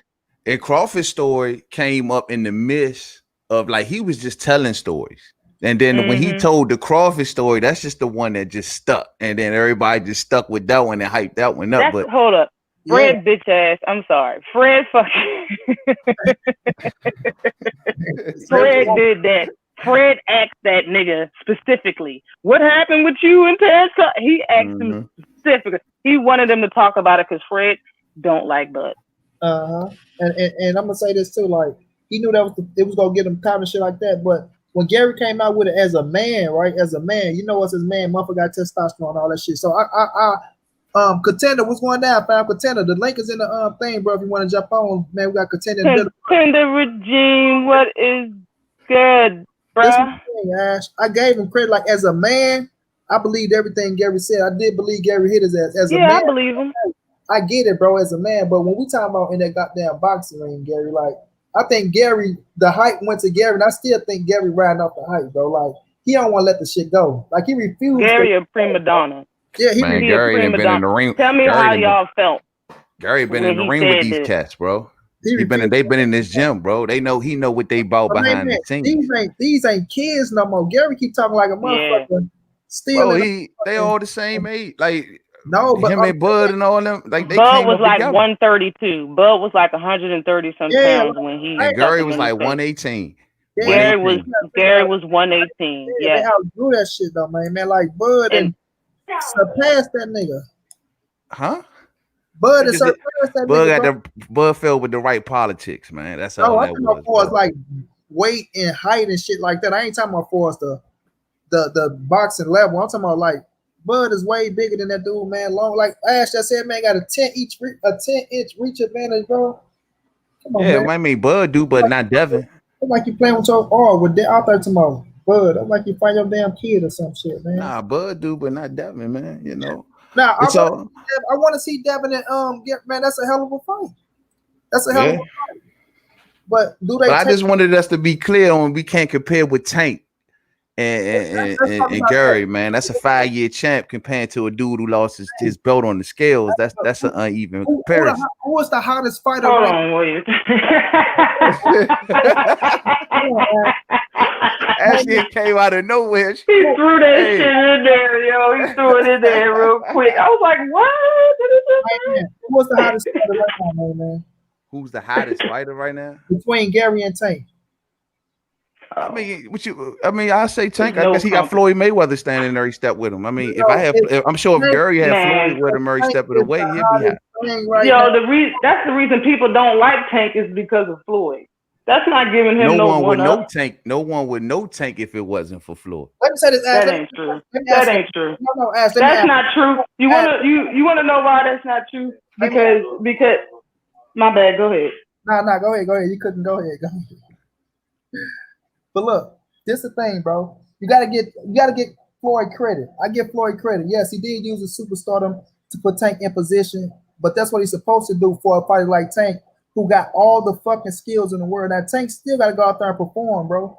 But Tank got it all, bro. He got the look, he got the skills, he got the pizzazz. The nigga from a thorough ass city, you know, motherfuckers respect thorough ass city. The pizzazz. He got the background. All right, man. I don't know if you're talking about a boxer or a pop singer, bro. Like, I'm lost. You talking about Justin Bieber or you talking about Tank, bro? Like, because he's a star, bro. He's a star boxing, bro. Yeah, we can talk about Justin Bieber because guess what? Justin Bieber know who Tank is. Justin Bieber know who Gary Russell is, bro. So, but hey, can I say this though, Monty? I will say this about Tank. I feel real bad for him going into this fight, bro, because this fight right here is a sabotage fight. I believe, dog. They draining him down to a weight class. Then they got financial penalties on him. It reminds me of the Adrian Brown and Mikey Garcia fight. When they took AB down to 40, put him under financial penalties, he came in at 138 and looked terrible. You know what I'm saying? I'm a little worried for Tank, man. Like it's almost kind of like. Do you think Leo's gonna win, main man? I think Tank gonna pull it out, but I just think that the deck is kind of stacked against him. Yeah, it's like if he do it and go, nobody can use no excuse in this fight. Like say he's for the smaller fighter or none of that, because he's killing himself to make this weight. No, Tank went into this fight understanding that he might have to fight at 130. It wasn't like it was this shit wasn't size 7 delivered at 135. He knew it was a possibility he would have had to make 130. So I don't think he's killing himself. But the thing is, he fought 135 though, bro. So it ain't go fuck him over. Go ahead. Y'all remember what Tank said he can fight? Tank had said before that he can fight at 130. After he fought a Gamboa, he said he can fight at Gamboa. Leonard Elderby said he's going to fight at 130. Floyd Mayweather said Devin Haney's at 135. Tank's at 130. They're not going to fight each other. So they must be in cahoots to know what's going on with that 100. He wouldn't be telling everybody on camera that he can make 130 and straight up no possibility that he can do it. This motherfucker just need to eat right. He needs to get a nutritionist. He needs to watch his weight, watch what he eats, and watch what he drinks. If he does that, then he can make 130. I believe he can make that 130. And this thing too, Ash, man. I'm not a believer. Look, this is the thing though, man. He only got to do it. It ain't like he got to do this shit forever. He got to do it for this one fight. And I believe that's why he went to Vegas so early. I believe Floyd and them putting all that shit in position for him to make sure he make 130 with the right way. Like he's not killing himself and shit like that. So come on now, bro. Like what? We still got 2 months? 2 months. So I'm quite sure he make like he not killing himself to make it. Ain't gonna be easy now. He don't look fat right now. I'll tell you that. The last one that I seen, he took off his shirt and I seen the back and the side of him. He had no love handles and his back didn't look fat anymore. And his stomach is actually flat. It's not fat as a motherfucker no more. So I mean, seeing that he has 2 months, bro, that's very doable. Yeah, he probably in the low right now, probably 153 right now. You know what I'm saying? It's just all about that hard work and dedication. Are you dedicated enough not to eat that plate and work out and run at the end of the night or not?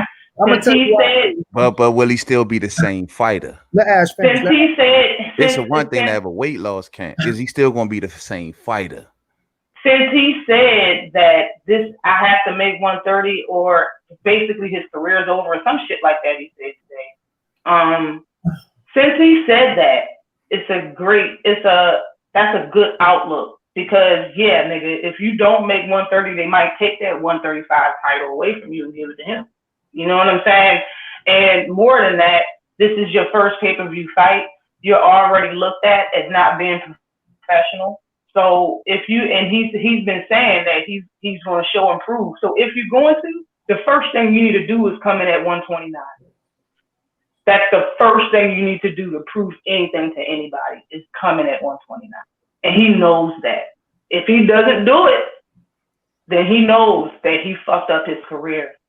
I believe it when I see it. I believe when that fool was brief. My thing is, even if he makes the weight, Remember at 135 against Gamboa, he was huffing and puffing, not even halfway through that fight. My point I'm saying is if he cutting it down to 30, let's say if he makes the weight, is he the same fighter? Is the power there? Is the stamina there? Will the weight cut affect him?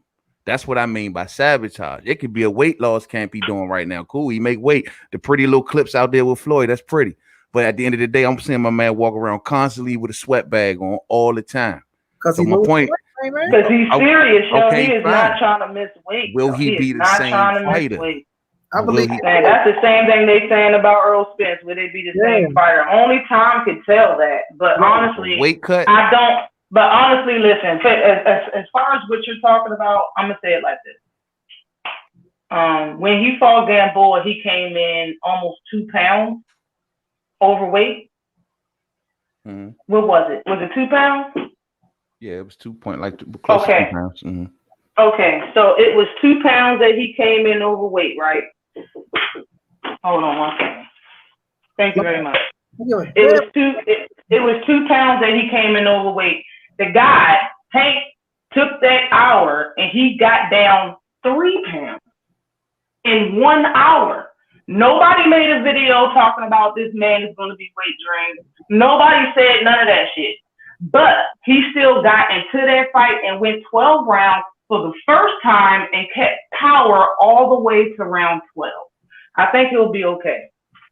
And I'm gonna say that power did look convincing against a one-footed Gamboa. It didn't look it. He dropped him 5 times. The man, it took 12 rounds for 1 foot Gamboa.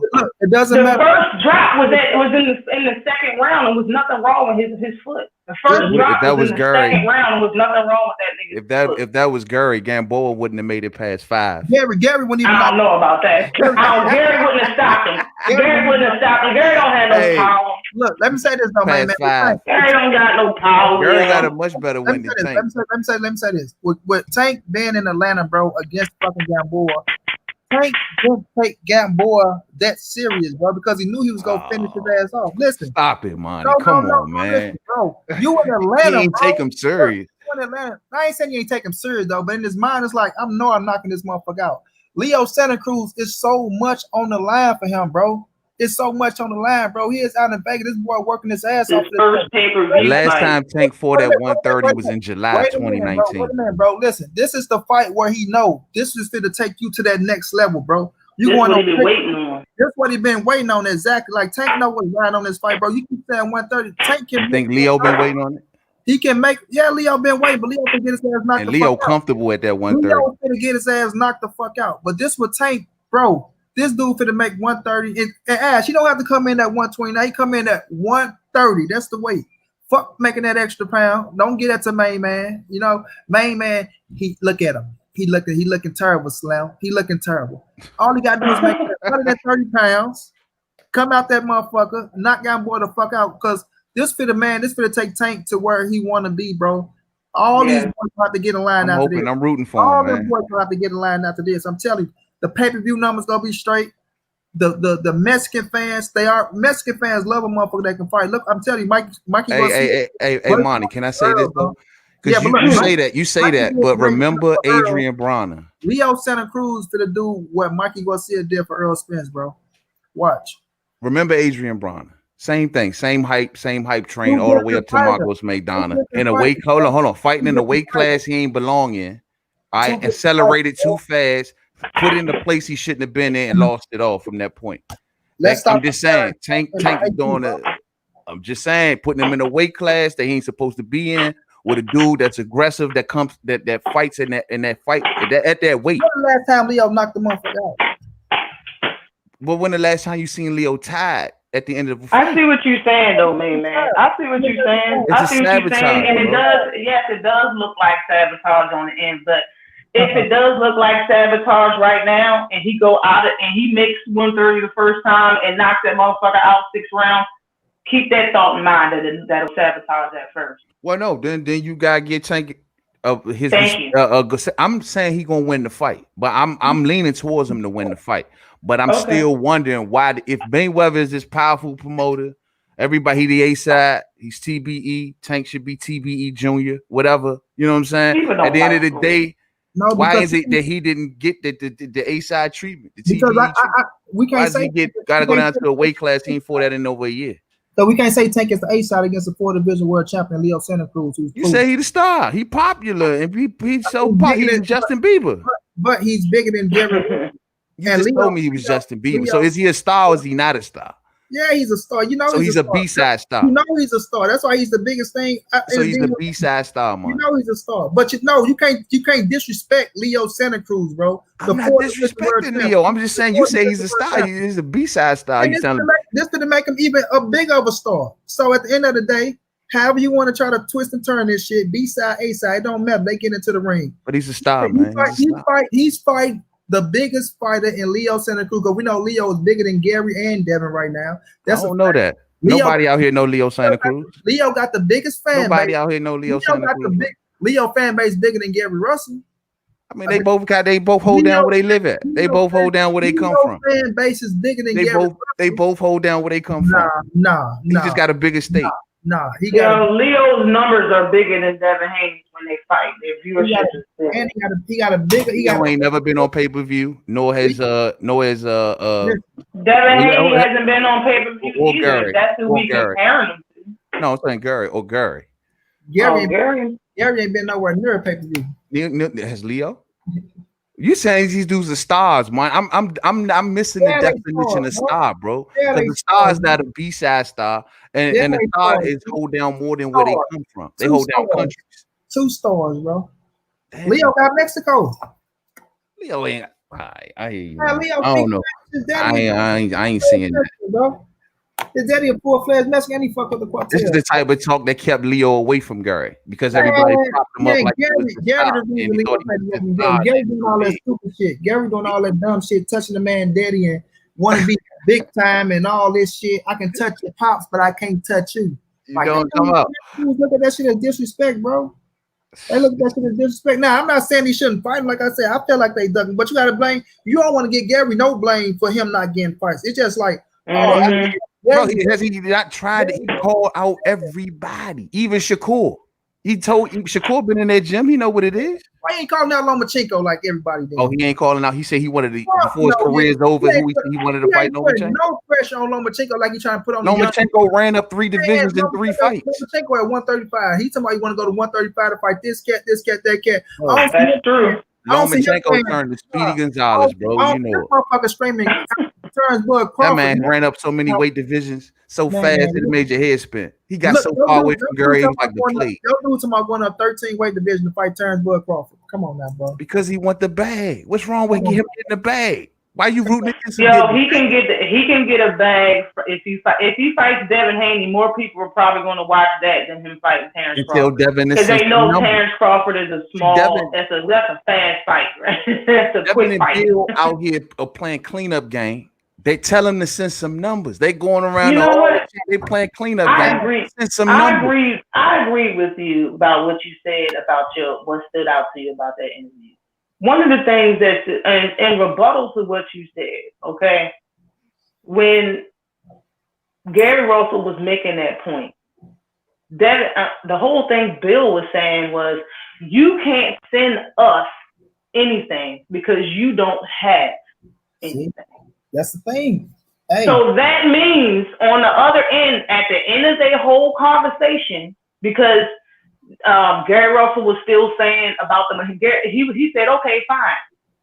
Bill was like, okay, how about we take whatever you want to give us, just make Al or whoever it is send the contract. So basically what he said is, Devin Haney will fight you for $1 million if you can find somebody to front it for your motherfucker. That's basically what. But that's basically what he was saying. He was like, okay, well, get them to send over a contract for $1 million because the contract that was sent to Bill was him asking for a certain amount of money.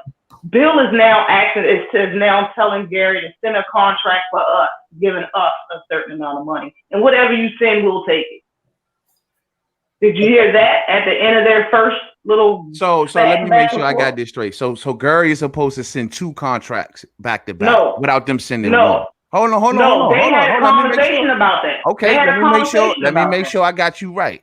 All right, let me make sure I got you right. You said you're not getting me right. You getting what they said right. Okay, well, I'm just your repeating what recollection they of it. said. Your recollection of it. Let me make sure I got it understood. You just said that Gary sent them the offer, and they said no, that's not good enough. Go back to tell your people to send us another offer with us for $1 million. That's what you just said, right? No, she's saying Gary sent them an offer what he wanted, and they telling him it was too much money. Gary was asking. So Bill told Gary to go back and do what? Get another one. Bill told Gary, instead of you sending me a contract about how much you want, send me a contract about how much you're giving Devin. It don't work like that when you for the fight. But that's what listen. That's what he said to Gary, and Gary agreed. Go back and listen to it. Okay, let's Gary agreed. Gary should have said that's not how it goes. Just like you just said. That's not what he said. Either Devin's a boss or he ain't. The man running around. He ain't no damn boss. Hold on. He talking about he co-promotes with Eddie Hearn. I promote myself. I do what I want. I'm my own boss. That's their words, not mine. Yeah, now, you're right. When the man sends him a low, it's not even a high number. You on big balling the zone. Big balling with Matchroom, right? So take in mind, we gonna leave out the part where Devin just ran over there away from all the smoke. But anyway, but you over there with the zone now, they got the bag. You telling me the low money that Devin, this is the reason why they couldn't get Tank over there on the zone. You know what I'm saying? Like they always playing these little games. Why didn't you just send them you could have sent Gary $2 million and he would have been happy if he asked in terms for 1.5. The problem is that the zone wasn't going to put that money up for Devin. That's what it was about. Facts. And at the end of the day, A-Side sent the offer like A-Side supposed to do. You know what I mean? I agree they weren't going to put the money up for Devin because I don't think they like the Gary Russell and Devin fight. Because they know that Gary gonna wreck Devin, bro. I feel like they don't think it do nothing for them. You know what I'm saying? Other than wreck him and take his belt. Yeah, I think they don't feel like it do. Like this, just me. I feel like you know how they be thinking over there and shit. But you know, like I say, man, these promoters and shit, they be having game plans, man. And Devin, I mean, I'm not saying Gary not a high threat. I'm not saying that Gary can't beat these motherfuckers. I ain't saying that shit. You know what I'm saying? But I'm just saying. They look at it. I'm saying Gary is not beating Bud Crawford. Oh no, I ain't saying that either. I ain't putting nothing on that. But you know what, bro? I understand why they doing it. The promoters just protecting the youngest. I get it. You know what I'm saying? They got a whole career ahead of them, man. Sometimes I'm saying that this ain't me being funny. They know how to promote. They like Gary Wilson Jr. Like, when the last time Gary sold out anything? You know what I'm saying? Bro, he just beat JoJo Diaz, who beat Tevin Farmer. I'm saying, He's a world champion, bro. You know what? I looked that up. We know what Gary is, bro. We don't take nothing from Gary. That was Gary's biggest purse when he fought JoJo Diaz, and it was 1.4 million. So 1.5 is his highest purse. And that's sad when PBC got all that money. And PBC got all that money. Don't blame them. They don't want to get none of little Gary. Are we talking about somebody else? But they don't want to get none of little Gary, though. He ain't from PBC. So who's from PBC? Gary's with PBC. Gary Russell Jr. I thought you were talking about Terrence Crawford. No, Gary, they got all that. PBC got the bread. They can't give him more than $1 million. Okay, so you still talking about that? When I said 1.5 would have been his biggest. That's what Terrence Crawford offered Kell Brook, and he said he'll take it. That's why he'll take it, because that is his biggest purse. That's all I was saying. But Devin Haney is from PBC. I thought you were talking about. Yeah, Kell better take that money. Kell better. He said no. I don't know why, but he said no. I'm gonna say this, man. I just look at it like this, bro. People look at Gary and be like, Gary ain't got no buzz behind him, bro. You know what I'm saying? When they be looking at these young fighters and shit, they be trying to, who hot, this, that. Now Gary could be a threat and knock all these motherfuckers out. Not Gary, little brother's the truth, though. I fuck with. I think it's Antoine. I think, he the truth.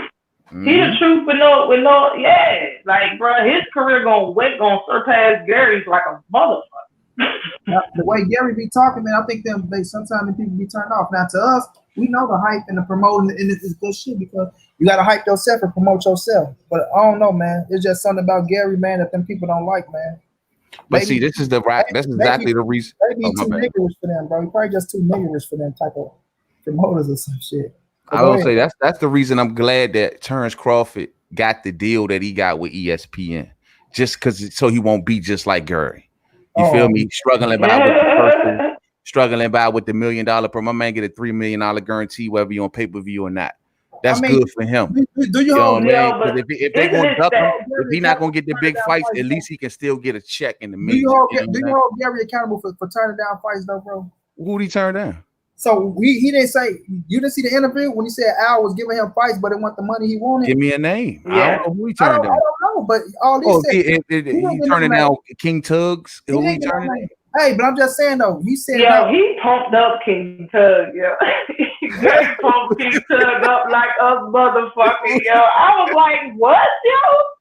King Tug is not all that. That's my thing though. As like I say, when you can't get the big fights, I mean, Earl wasn't getting the big fights, but he was whooping motherfuckers' ass that Al was putting in front of him. So he could have been doing title defense after title defense and standing in people's face, and motherfuckers would have still been putting pressure on these fighters instead of you fighting once a year and then get the screaming from the sideline and shit. Now you trying to fight. How come Gary don't come to the fights and jump up in the ring, yo? Because they gonna beat somebody, gonna catch him and beat his little bitty ass. They asked him that, and he said something stupid like, that's not in his personality or some shit like that. Nah, Gary about his family. Gary all about his brothers. What does that have to do with jumping in the ring to get a fight? What does that have to do with anything? If the man put hands on the man's father, you think that jumping in the ring? Hold on. I'm not talking about him in particular. I'm talking about his whole entire career. Fight, what is jumping in the ring going to do for him? If the man is putting hands on your father. Man, I'm not even talking about Leo Sanders no more. I'm talking about all the people he calling out for the last 12 months. Like, you could have jumped in the ring on any of them motherfuckers. He said he don't like going to fight. Well, what did Gary tell you on another barbershop interview he did? He did another one before the one he did with Haney. He said, you God honest truth, I don't really listen to his channel. I just seen it. I caught it that day because I was off and I was bored. Same. Well, I listened to Gary. I just called it was a Gary interview. You know what I'm saying? He's mentioned how he was contacting cats behind the scenes, and cats like Floyd and them was reaching out to him and telling them to stop and telling him to no, don't do this and don't do that. Bro, they had Gary. I know what you talking about. Gary Russell had a white shirt on and a black hat on backwards, and he was sitting down in a hotel. Exactly. Yep. Yeah, I seen that. I seen that. He was telling they was keeping him away from them cats, bro. And they got a black scubby and a white shirt like he a goon. Hey, with the beard and shit. Hey. But yeah, that's when he said that everybody ducking him from 126 to 135. Yeah, I seen that interview. Bro, he tried to get at all these, and it clearly, look, he even told Al to send the contracts to Crawford. Bro, when Gary talking, he ain't lying, bro. He tried to get at everybody. So you're saying Gary getting Kaepernick out in this motherfucker, man.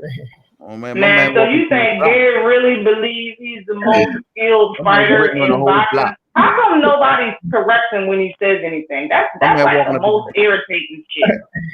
Why don't nobody want to correct Gary? Correct that. Sizing the whole block up, champ. So Mayman, for real. Who is the most skilled fighter in boxing right now? Damn, that's a good question. Is it Gary Russell?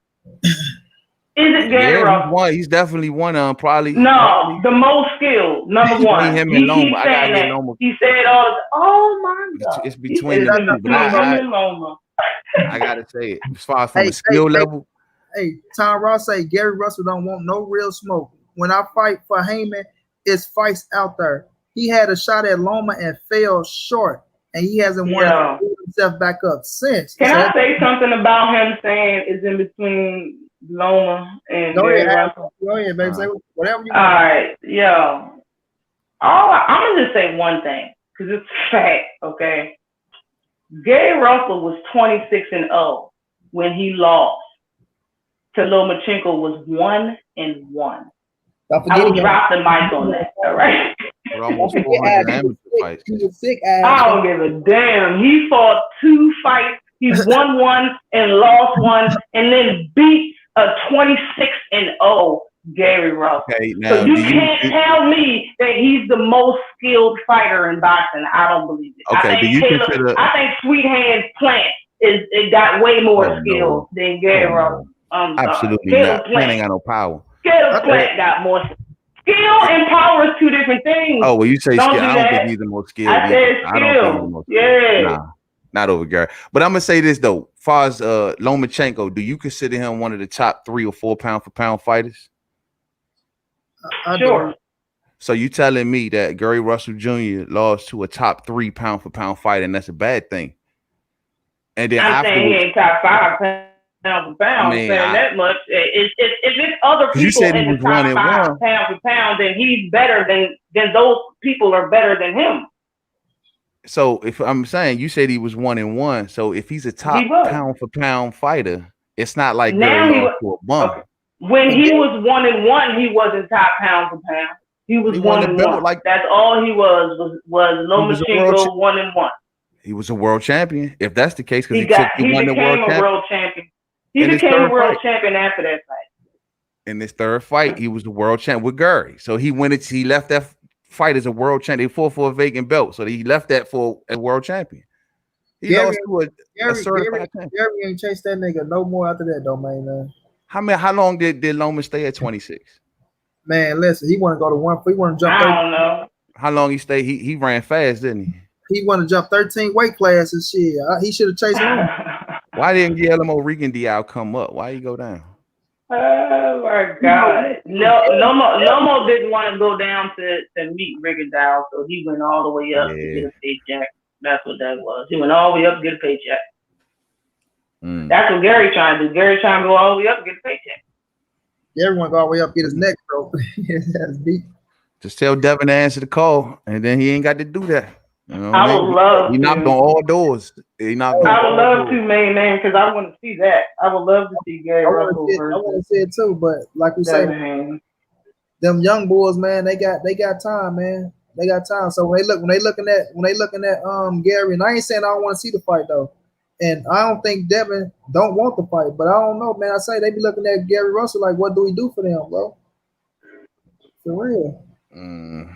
I guess Gary Russell said after the King Tug fight, this shit stood out to me so much, man. After the King Tug fight, Gary Russell's in the ring. They was talking to him. He said, and they asked him about going up or whatever. He said, yeah, if I got to go up and wait for these fighters to feel so if they have an advantage over me, then so be it. What the fuck did you just say, Gary? If I gotta go up and wait for these fighters to feel as though they have an advantage over me, then I'll do it. Don't that sound like somebody that's mad he's 5'4"? You mad as shit. You mad as shit other people taller than you, ain't you? To say some shit like that. Ain't that tell me if I'm wrong. Don't that sound weird? Who puts a sentence together like that? And then he said it with his chest like, yeah, if y'all was my size, I'll fight all of them. Like, what nigga? Did you just say? I think him and Tank like the same height. Both some little monkeys. They say Tank short as a motherfucker though. Yo, Tank's only 1 inch taller than him, but he's a lot wider. But that's what that. But see, look, that's what Tank, and that's why I give him credit for this fight because he always fought small dudes. That's all. Gary is wild as a loaf of bread out there. That's how Tank made his name. He never really beat a fighter other than Pedraza that was his size. Everybody else was a little fighter. So this is the first time. It's a lot of fighters that Tank fought. A lot of them got 3 to 4 inch reach advantage on Tank. Damn near everybody he fight got a 4-inch reach advantage on that. They would let him do it. Tank was at 130, beating up on 126 pounders. Hey, you know what I mean? Oh yeah, Tank fought 300. Yeah, a few times, yeah, because nobody fucking came up to fight. It was that one dude, Hugo. He was about to fight the dude that came up from 126. What's his name? Abner Mares. It was Cuellar. Cuellar was a good fight. Cuellar was a good fight, but he looked tiny. He was a 26 pounder. Yeah. Cuellar was a former. Nah, I ain't. Y'all gonna give him credit. Listen. No, it's a fact, but you can't hate. It's everything I have to say was fact. It's real shit. I mean, it is what it is. But at the same time, you can't hate on Tank fighting Cuellar because that was a title fight. Facts. I don't give a fuck who he fought.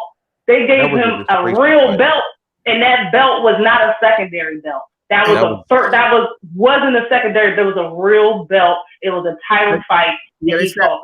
That was one of Tank's most disgraceful. That was one of Tank's most disgraceful, shameful fights to me. Man, you crazy? Why? He looked good during that fight. That dude for 126 pounder coming off a loss who ain't fought in over a year for the you WBA. Act like he hold on for the WBA for the super champion at 130 pounds. Yo, main man. You can't, if you talk about him fighting for a title, then everybody can talk about this nigga fighting Green Machine. Like, you can't talk about mandatories and title fights. You just can't. Quaylaw wasn't a mandatory. He was a title fight. He was a title fight. You can't talk about title fights. Bruh, he was not a cherry pick. That was a title fight. Go back and look. That was a title fight, yo. So let me ask you this. So you telling me? Hold on.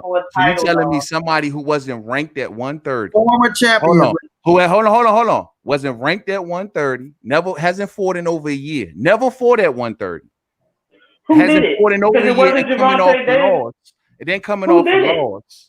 And then he gets to fight for the world championship against Tank. Who did it? Yo, that's the same thing. Sean Porter lost. Listen, Sean Porter just lost against Errol Spence, but he's still number one for the same fucking title. He still just fought for the IBO. He still just did a fucking what do you call them? Not even exhibition. Eliminator match. Sean just did an eliminator match. He did all of that and he just lost.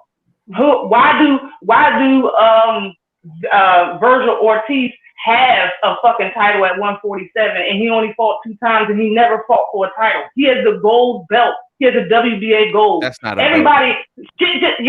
But who gave it to him? Who put his name up there? Who gave it to him though?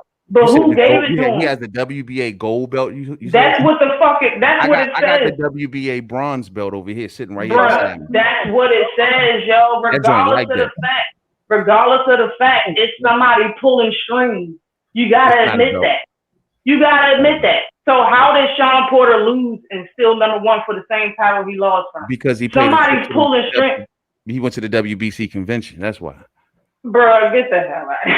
I'm keeping it 100 with you. But if you want, the reason why. So no, but seriously, Victor Ortiz.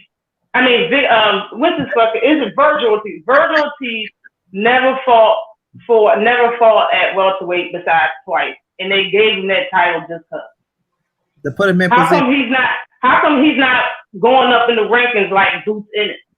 I'm just saying, certain people do pull strings for certain people, but I'm telling you, Gervonta Davis isn't the person that acts for Cuellar. So you can't say that the chance is not Danny Garcia. Danny Garcia acts to fight those dudes. He didn't act to fight who he wanted for the title. He got the WBA title at 130 because his person that he had to fight to get it was Cuellar. He didn't pick Cuellar. And he looked gave him Cuellar. He looked damn good whooping Cuellar ass too. Hell no. He looked good whooping Cuellar. If you want to use Sean Porter, right? Let's use Sean Porter in this way. If he did the same thing that Jesus Cuellar did, right? It would be like this. He just lost to Errol Spence Jr.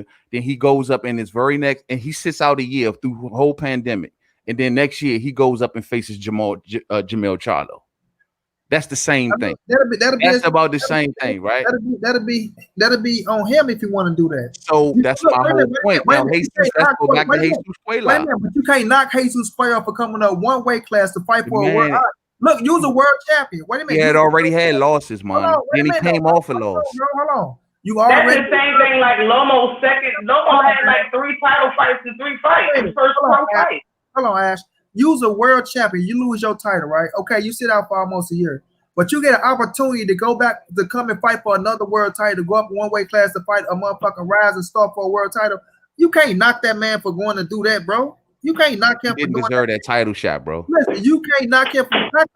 That He's a was a world hookup, champion. bro. But it's not Javante Davis' fault, bro. I know that it was his machine's fault. He got hooked all the way up. He was You a know what I'm former saying? I world wish Gurry And had the not same Javante machine. Davis' You know what I'm fault, saying? yo. Listen, bro, you Not can't. Javante Davis' fault. That's that called. That's that boxing machine right there. I think main man just getting mad because these fighters getting better opportunities than Gary. That's No, all. That is. no, Gurry, all right, That's bro. all Gurry it is. living Like, good. He living good. Hey, everything good. We respect. right, Gurry got bro. his respect. He got his Gary's respect gonna in do it boxing. for the rest of his life. I respect Gary, but all I'm saying is you can't be knocking Tank because Tank getting put in position. You know what I'm saying? And he the hottest thing in the DMV, and I he guess getting he's Justin Bieber, right? he getting a fight that Gary wanted for 35 years, and Tank He's getting a star. He's a B-side star. You know Right. what I I'm got saying? Hey, you can say Justin Bieber is Ryan Garcia, okay? You can Stop say with B that. side. you. B-side star. He's a star, but he's on the B-side. You can call Tank the East Side star. You can call Tank the East Side star in this fight. But guess what? He got coming out on top. He He's a coming star. out with millions. He coming out with a bigger fan base than Gary. And guess what? You gonna be watching that motherfucker. You know what I'm saying? But it's not gonna change nothing for you. I don't think it's gonna change anything for you, man. If Tank come out this joint and he makes 130 on the scale the first time, he's not weight drained, he go out there and look spectacular, it's not gonna change anything in your eyes. So No, I just look at it. I look at it the same way as they look at the Errol fight. If they come in that fight as who they are, they're going to destroy their. I think they both destroyed it. I think Errol destroys Danny, and I think I want to get on that topic, man. What you want to ask? Why I got y'all here? I want to get y'all opinion on Errol and Danny, but I want y'all opinion on these motherfuckers out here. They keep talking about they only giving Danny a shot if Errol fucked up in a car crash. Like it's been a whole year, bro. It's been a whole year though, but they feel like this man cannot be healed. The ones that say Errol gonna lose like a whole fucking year and he ain't healed. Like, come on now, man. Nah, but man. What's your thoughts on that Errol and Danny fight, bro? And the people giving Danny only a shot if Errol is fucked up through the car crash. Go ahead, man. You brought it up. I mean, what Errol been through, I can kind of understand how people feel like, man. What he been through was horrific, man. At the end of the day, you know what I'm saying? And my only concern about Errol going into the fight is when he say he can't spar until a certain time. You know what I mean? He need to get some sparring in it. You can't be out of the ring that long. Just be in shape, hitting the bag, hitting pads. You got to get some punch resistance, see what that punch resistance like. And that's the only thing I'm concerned about. But I'm like, if Errol is Errol, then I think he just cruises through this fight, dog. That's just the whole deal. You know what I'm saying? If he is who he is, if Errol is Errol, I don't think he has no problems with Danny Garcia. I think Danny's style fits Errol perfect. I mean, perfect. So, what's your thought, Ash? I think Errol got 2.5 reach advantage on Danny too, and hopefully he stays on the outside and make it a very, very easy fight. And don't even honestly, Danny Garcia, it seems to me, is trying to show his boxing side. Like he tried to box reels and he tried to box who is it? Ganado say fought. Trying to go side to side, use some ankles and shit like that. That shit is not good enough. Granado's a red catch. It's not good enough. Yo, the fact that he went 12 with Rick and an out of shape Tank hurt his ass so bad. It's like we didn't even see him hurt at all. Did y'all see him hurt real bad versus Danny? I didn't see that. And Danny, did he even hit him with the no look left? That's a real question. Did Danny hit him with the left hook? Yeah, I seen Danny crack his ass a few times, but not like to hurt him though. But I seen Danny crack his ass up. Red Cat had them super duper big teeth, man. So he probably was having his chin on lockdown. You know what I'm saying? Oh shit! But my man had chomps in that joint, man. After seeing Tank do that shit to him, I already knew he could do it. And just matter of fact, fuck that. After seeing that fight versus Danny and Ivan, I was like, really, yo? That's somebody that I was like, he's got to get him the fuck up out of there. You gonna stop Ivan. You gotta stop Ivan. You know what I'm saying? And it didn't happen. I was like, yo, Ivan Redcat's lost to Tevin Palmer. How did you go 12 with Ivan Redcat? I ain't gonna lie though, he knocked my St. Louis nigga Devin the fuck out though. That shit was surprising. Look, I was talking to Corey on the phone, right? And I ain't gonna say because Corey and Devin, they got their little situation. I ain't gonna say too much about that shit though. But Corey, man, that dude finna knock Devin the fuck out. In my head, I'm like, man, Corey, right? Look, I swear to God, Ash, I'm like, in my head, I'm like, Man, Corey, I know y'all got y'all little situation, but he ain't finna knock Devin the fuck out like that, bro. I'm thinking, I'm like, if he win, he gonna win. But in my head, I'm thinking like that. Man, that nigga knocked his ass out. I say, what the fuck? This nigga lost a 10 and former 135 pounder Yeah. and knocked you the fuck out, nigga. You ain't never been, nigga. You fought a T-Say. You fought Who Madonna. knocked Devin out? Red Catch knocked Devin Alexander ass out. Mm-hmm. When? That was like his biggest win, eh? Ash knocked his ass out, Ash. You hear me? I say, oh my God, that shit hurt my. I say, boy, Yo, I thought he lost to Ivan Redcat. his ass got stopped, Ash. You hear me? That's the first time Devin ever been stopped. He fought motherfuckers way talented and stronger than Red Catch. I say, boy, Devin, what the fuck? Man, I'm gonna be pissed off if Danny lead 147 without giving Bud a fight. That's gonna be messed up. You know what I'm saying? Another weight class Danny then ran away from Bud. And I'm gonna say this, bro. Like Bob got to say. What happened with they fight?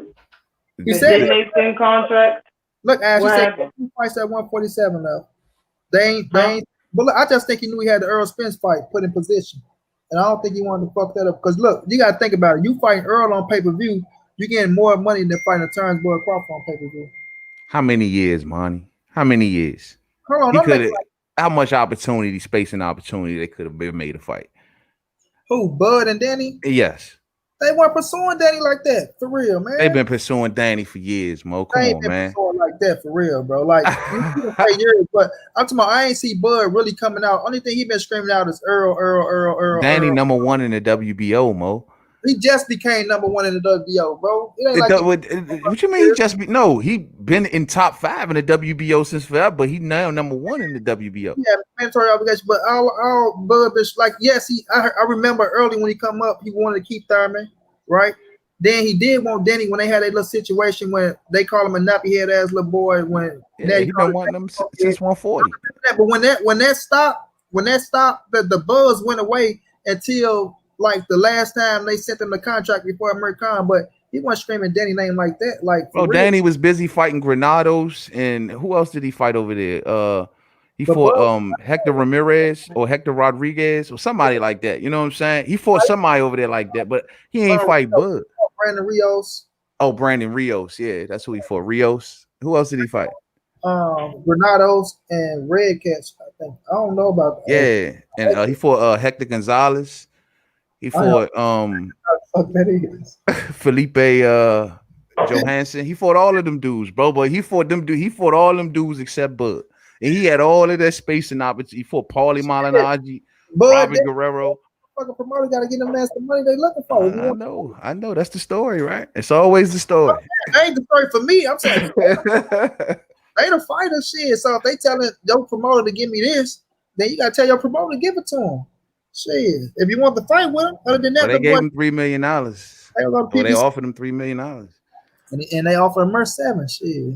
Yeah, but $3 million was just the guarantee. Pay-per-view revenue would have took it well beyond the 3, I'm sure. I don't know, man. All I'm gonna say is this for Earl and Danny. It's gonna be a good ass scrap, bro. I think Earl ass is A-okay. This motherfucker out here shooting these big ass guns and having fun and all this shit. I do see what you're saying about that sparring though, man. I do agree with that part. I think you saying Earl Spence fan, man. Nope. Yeah, I'm a big Earl Spence Jr. fan. Nope. Absolutely, 100%. Monty don't think so, but I'm a huge. I got a lot of love for Earl. Keep Thurman and Kell Brook. See, no, look. Monty don't like the fact that I hold Earl accountable to everyone else. You know what I'm saying? You got to outdo everybody else to get a certain level. This nigga said Sean Porter beat Earl Spence. I believe so. I ain't the only one that said that. Man, we still got to watch that fight. I can't find 6 rounds. And I also said that he beat a broken. I also said that he beat a broken Brook.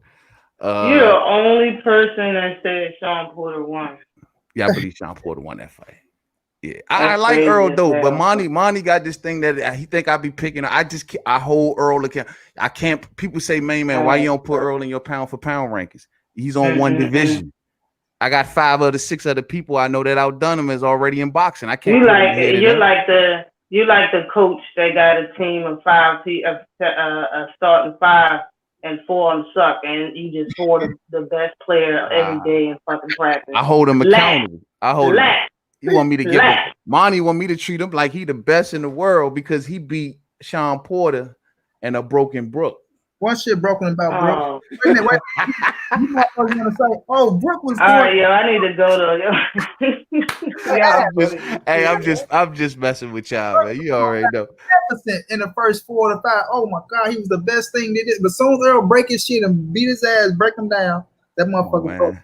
Come on, man. I mean, he beat Lil Mike. I mean, these all good things. Baby, Lil Mike with a big fan base, with a big bag. Beat Lil Mike, and look, but all I'm saying is that compared to what a lot of else is going on around boxing, it's outshined. You know what I mean? But I'm looking forward to seeing Earl get that Terrence Crawford fight. I'm looking forward to seeing Earl hopefully move up in weight and get like Bud, because Bud is on his 3rd division, and if they did what Bud was doing, they'd be at 160. So I'm just waiting on that. That's all. I mean, when they get like Bud, we know what division is the toughest division though. So we can say we waiting on Bud to do this, do that. And I get Bud all the credit in the world for the 3 division, but don't make it like the 147 division ain't stacked with the real fighters with the real paper in that motherfucker. So Bud, pound number 1 fighter right there. Yeah, Bud can do. But mine, huh? Thanks for having me, y'all. I have to go. Oh man, I'm about to break. Man. Yeah, same. Make sure y'all check the liquor spot. We did not have a show last Saturday, but we'll have a show this Saturday. Every Saturday, 5 p.m. on the liquor spot, Eastern time. For sure. All right, y'all. All right, thank you for jumping on. Peace. I'm about to get low too, man. Yeah, I just want y'all last opinion on Earl. I've been going for 216. I'll fit to wrap it up. So I just want y'all thoughts on Earl on that thing. But man, before you go, bro, your thoughts, and we're gonna leave off on a good note. Or these punk ass Negroes I heard that's looking that wild to talking about he depressed and that he depressed and that he don't stand a chance against Tyson Fury and all this bullshit they are talking about. That's all. Look, that's all they try to get a peep out of him, dog. They going crazy. The man's silence is driving them crazy right now, bro. Silence is golden right now. I love the way Bomb Squad is playing this right now. Don't let him see nothing he doing. I don't want him walking past a camera. I don't want no selfies out. I don't want no pictures, nothing. You know what I'm saying? I just want whenever they announce the fight and it's time to sign contracts, I don't even want them to show his training camp, bro. Like him going through none of that. I just want to see him the day of the fight. Thank you. No, I love the fact that he messing their head up the way he doing, man. And that's all this talk that they doing. I see Tyson Fury with his memes and he trolling and all. They just trying to get any kind of rise out there, man, and it's killing them, Joe, because they don't know what he got going on. I love it. Thank you. They out here want to say, oh, he twerking, he doing this, he doing that, but y'all up here going for a man who kissed a man right in the mouth on stage, right in y'all face, and y'all ain't questioning that shit. Man, so get out of here, man. Bro, the second that man say anything on Twitter or whatever, man, he come out and say, man, it's gonna go viral. It's gonna be viral, bro. Dog, because the man ain't said a word in months. Man, that's what's up, man. But I want to thank you, though, my brother, for jumping on with me. You know, it's always an honor and a pleasure. You know, you go always bring it. You know, you go challenge everything. And if you ain't on point, man, go tear your ass up. You know what I mean? I love my brother, man. Man, much love to you, Monty, man. You know I'm here for you 100%, man. And just know, man, anytime you ever want to come on, you already know. Into Spence Nation, man. It's all love. I got a lot of love for him. I want that to be known, man. I don't want people to think that I'm anti-Spence. I'm not. You know what I'm saying? I got a lot of love for Errol Spence Jr., but I hold him accountable like everybody else. You know what I mean? Let me clear it up. Main man always had nothing but love and admiration and real. Like, he's just the realest, bro. Like, I talk that shit as a joke, but like I say, when I still haven't seen nobody, not even myself included, put out a video that defended Errol Spence when motherfucker was talking about he was on steroids, this, that, and the third. When I tell y'all, man put a video out that broke down everything so thoroughly, bro. Yeah. And that's the video that made me say this nigga is the truth. You know what I'm saying? So, man, you know, it's all respect with you, champ. You know, for sure, man. Vice versa. Whenever you need me, you know I'm not too, bro. All right, bro. Take it easy, man. No doubt. But yeah, G-Maze, he came out on Blu-ray saying that Earl and Blu-ray, it looked like they gonna be getting back together. We don't know. You know, he just said, guess who's back? You know what I'm saying? The real is back. You know what I mean? The real is back. So we just gotta wait and see though, man. But it's gonna be a hell of a fight, man. Come November 21st. You did? Stick around, Nitty. I'm gonna go for a little bit longer. I wanna touch on something though, man, with Earl and Danny.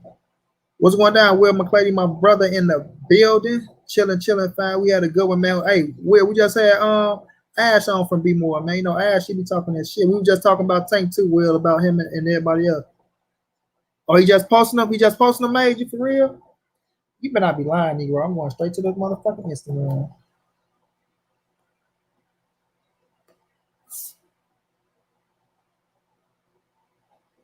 So you on Instagram, all I see is ass. Nigga follow so much ass on Instagram, don't make no sense. Oh yeah. Man down, man, my man down, hey, man down, man, my man, hey, man down. So yeah, though, fam. But with this Earl and Danny situation, man, I just don't like when people keep talking about, oh, the only reason he gonna win is because Earl is not this, he's not the same, he can't take a punch.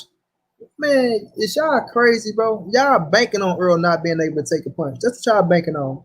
Y'all really banking on, oh, he's fucked up. Y'all want him to be fucked up, bro. Y'all want him to be fucked up. That's what y'all hoping for. You know what I'm saying? That's what y'all hoping for. Earl is A-okay, man. I'm telling y'all. He's straight, bro. Now, might have a little ring rust when he get in there, but for us physically, man, he A-okay in my opinion, man. You know what I'm saying? But my brother, man, hit on the spot. He do gotta get some sparring, and the sparring is coming. The sparring is coming, bro. He gonna have a full, like, what we in? We ain't even in September, October. We got still 2 months and some change before we get to the fight. You know what I'm saying? 2 months and some change. So he gonna have enough time to spar. He gonna have enough time to spar, bro. The weight down. You know what I'm saying? Finna get this strength and conditioning in with Blu-ray again. You did. He gonna have enough time to spar, bro. You nigga just want to make sure the post in his mouth fixed up. You know, it's like it ain't like he had a surgery to reconstruct his motherfucking jaw or things like that. Like if you people get their teeth knocked out all the time, bro.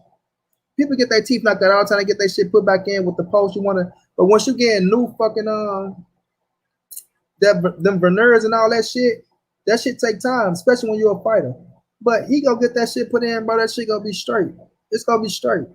So I just be listening to dudes, man, and to the people who be having concern that's real about it, I can understand it. But the ones who be out there that I know ain't faking, bro, that I know that don't believe in Danny Garcia, that never showed Danny Garcia no love, never been a Danny Garcia fan, never gave Danny a chance in the big fights. You Negroes ain't give Danny a chance against Porter. You Negroes ain't give him a chance against motherfucking Keith Thurman. Probably didn't give him a chance against Amir Khan or Matisse. But now all of a sudden, y'all just, yeah, Danny got a 50-50 chance against Errol Spence. Get the fuck out of Dodge somewhere, man. Get out of here somewhere. Somebody need to put a 12-foot up y'all ass. You know what I'm saying? All the way up your ass, motherfucker, to the heel. You know what I mean? I hate cats like that, bro. I hate cats like that. They want to come around.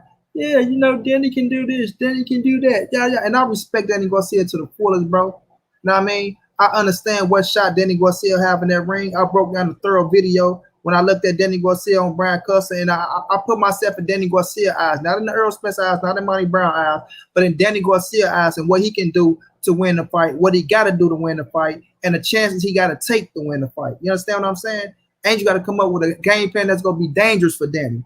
You got to come up with a game plan that's going to be dangerous, but look, and going into hell and hot water like that, you give yourself a chance to land what you need to land is that no-look hook.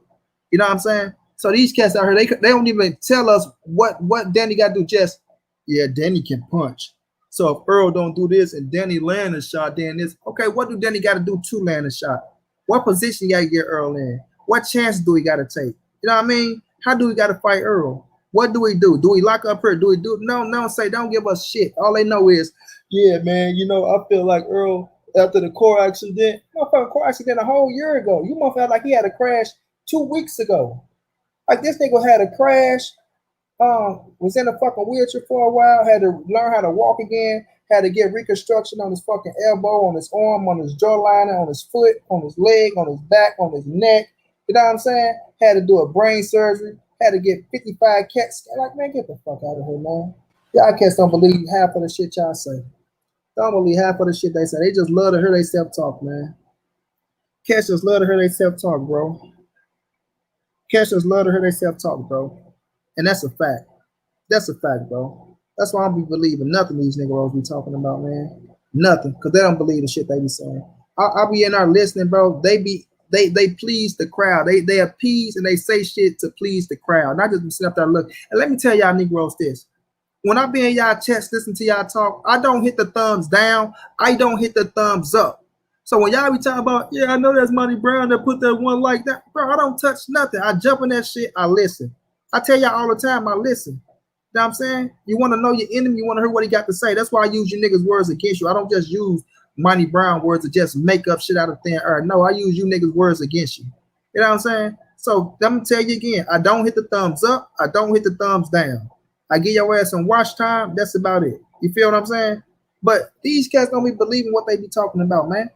They don't be believing that shit because they don't even have a strategy. Yeah, but if Errol, you know what I'm saying, want to clean it up because they know in reality Errol go whoop Dan, yeah. But you know, if Errol is Errol, you know what I'm saying, he's still this, he's still that, and you know, he this and Danny this, that. Like, come on, man, get the fuck out of here with the bullshit. Get out of here with the bullshit.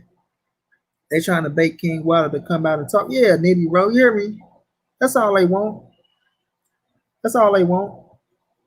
They like my man said, they can't take it. They don't know how to take it. They don't know how to take it. Right. They act like he had a Vinny Pass type of deal going on. For real, Jay, you hear me? I think we still haven't seen the best of EJ yet. The accident made him focus, and he truly dedicated to the sport now. Big facts, bro. But this my thing, though, Nitty. This my thing, bro. This my thing. If the man's telling you out his own fucking mouth that he's okay, this what I don't get. This man is telling you he okay out his own mouth. This man is out here running and jogging. This man is hitting the bag, hitting the pass. Only thing he haven't done yet is sport, bro. But we can tell. Look at his mentality. Look what he's doing. Look at the fun he's having. You can tell his mind is in the right place. You know what I'm saying? We can tell if somebody went there mentally or not, bro. You know what I'm saying? He don't talk about, oh, I need to do this and do it. Man, that man chilling, relaxing with his family, getting ready for this fight, and telling you, put me back in deep waters where I belong. I'm a shark. Don't put me in no goddamn shallow water. Don't put me in no shallow water. You know, but these boys still refuse to listen.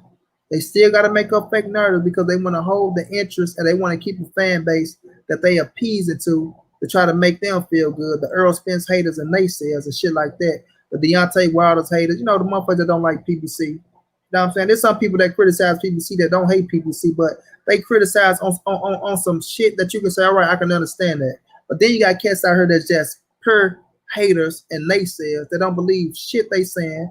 They go listen to other people. They go take other people's articles to try to make them up a narrative and shit like that, bro. So at the end of the day, man, November 21st is around the corner. We gonna see what's cracking like. But before then, we got September. That's next. What's September tomorrow? Matter of fact, tonight at 12. You did. We on our ways to the Cholos in that pay-per-view. Then we got October with Tank in that pay-per-view. You know what I'm saying? Then we got motherfucking we got Lomachenko now. Man, we got, man, boxing fit to be on fire, bro.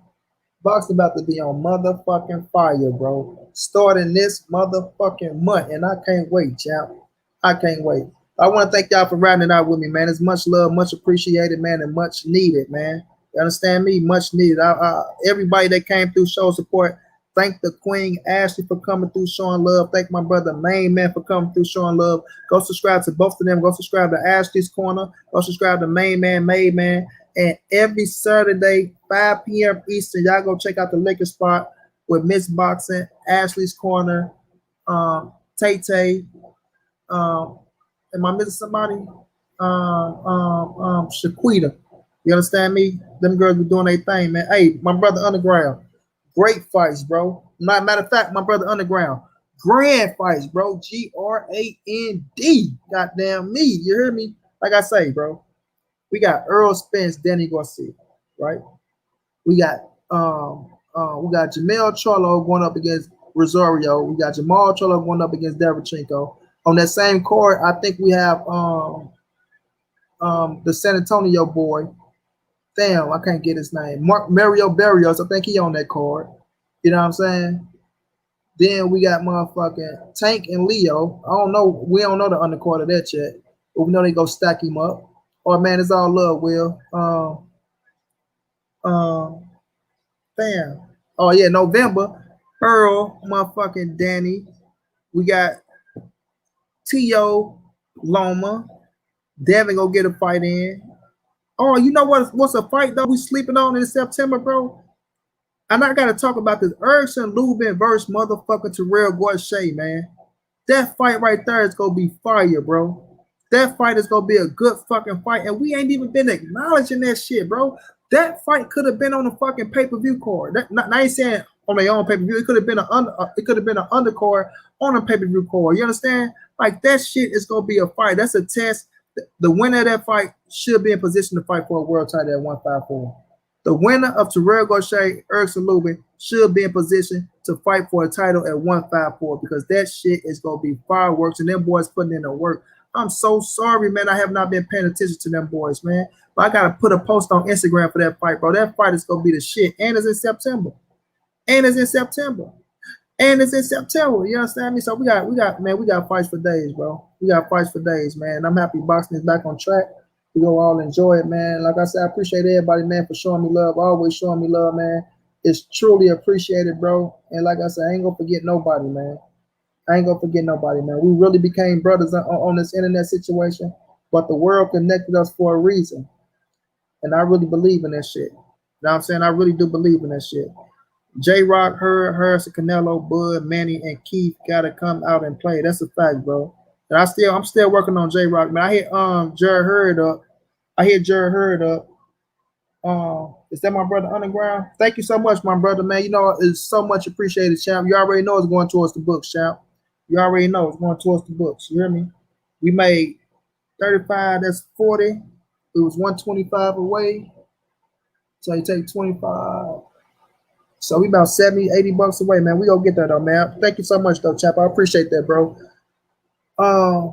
Damn, what I was just saying, y'all. Damn. Oh, I talked to Jared Hurd, brother, man. He hella cool, man. Slick Hurd, y'all. He do music. He do music, family. Hella cool dude and shit. I sent Jared Hurd a message and shit. He liked it, but he ain't never say shit back. So I hit his brother up and told his brother, hey man, tell your brother, man, let me get an interview, dog. Even if it's 15 minutes, man, come show love to me and the people. You understand me? Come show love to me and the people. So we gonna see what's up with that. J-Rock, my dude, man. J-Rock told me he got me, bro. He just told me he been busy. He doing a lot of shit with real estate. J-Rock doing a lot of shit with real estate, but he's still working to get back and shit. So, you know, just in due time, though. We ain't going nowhere, though, family. I promise y'all, man. We gonna come with the biggest and the baddest interviews, bro. Somebody just showed love. King Beef 80, thank you so much, champ. I appreciate you, champ. Thank you so much, man. Going towards the books, champ. Everybody who donate, just let y'all know it's going towards the books. And we gonna get J-Rock, man. I got fighters, man, I can bring, man. A lot of up and coming fighters and shit. One of them is his name Trap, y'all. His name Trap, man. Trap from Tennessee, I think. But he got his YouTube show too with him and his girl. Hey, he a monster, y'all. Trap a problem, and he's so confident. Y'all already seen my boy. I'm gonna try to have Errol look at my dude Ryan Allen, bro, because Ryan is a monster for real. Ryan spoiled everybody, bro. Oh, that was you, Jay Dixon. Thank you so much, champ, man. I appreciate that, bro. For real. And my brother Underground inside me, know I appreciate him on a whole nother level, bro. Whole nother, bro. You do so much for it, man. You, BFTB, my brother King Palmer, Big Milk. If y'all don't know what Big Milk is, he the other half of Dante Boxing Nation, bro. When y'all go look at Dante Boxing Nation shows from back in the day, Big Milk is the other dude that used to be on there with Dante Boxing Nation. Big Milk. What's my dog name, man? African Sci-Fi, man. Show me so much love too, bro. Man, much love, man. I'm gonna fuck around and put that LDBC on my back, man. It's coming. It's coming, bro. I'm gonna holler at Black. I'm gonna holler at 78 and Black. We gonna snap Monty Brown with that LDBC. It's gonna come. It's gonna come. But I want to be in position to bring something big to the table. You know what I'm saying? But man, y'all brothers show me so much love, man. I appreciate it, champ. You know what I'm saying? We already brothers in arms. I'm gonna ride for y'all boys like no other. But we gonna get there, man. We gonna get there. You know, when like me in my position, man, and I keep it real. I ain't never to work no fucking job being paralyzed and shit like that. So when you paralyzed, and my hands kind of fucked up, so you gotta figure something out, man. You gotta really figure something out in this world. You know what I mean? I get back just off my intelligence and smarts and me just being mentally strong very, very mentally strong. You know what I'm saying? But I don't know, man. Maybe writing books, maybe politics. It's gonna be something, man. I'll be dipping and dabbling in a lot of shit. But we gonna find something that stick out for a Negro, man. You know what I'm saying? That's gonna be real, where I can stay true to me and stay true to the people. You know what I mean? But just know, man, your boy's a 4.0 student, and we gonna keep it that way. And that's a fact. Even though they trying to stop us, but we gonna keep it that way. Funny more care what's going down, fam. But I'm gonna get up off of here, man. But just know, man, I appreciate everything y'all do, man. It's all love, all from the heart, just like it's from the heart with y'all, bro. I ain't gonna never switch up on y'all. I ain't gonna never change up on y'all. And like these other suckers do. You know what I'm saying? And keep it true all the way around the board. You know, we ain't gonna hit every day, all day, but when we do hit, it's gonna be great. And that's a fact, bro. That's a fact. But I want y'all to stay safe out there, man. Wash your hands, social distance. The corona shit is real. I don't know what other people talking about, but that shit is real, man. So y'all stay safe out there, but but y'all know what it is, man. We're gonna be back with another fam. This your boy Money. It's the ANSBC moving. Ain't nobody safe in these streets. Hit the thumbs up, subscribe to the channel if you want to donate. OG Money on Cash App. TreyHafter52 at gmail.com on PayPal. If you can't donate, just tell a friend, hit the subscribe button, like, comment, share the video, fam. And y'all know how we rocking out here, man. Big dog status. Much love to y'all, man. And we'll be back with another one, fam. Y'all stay safe out there, champ. No doubt, Nitty G. Same to you, my brother Underground.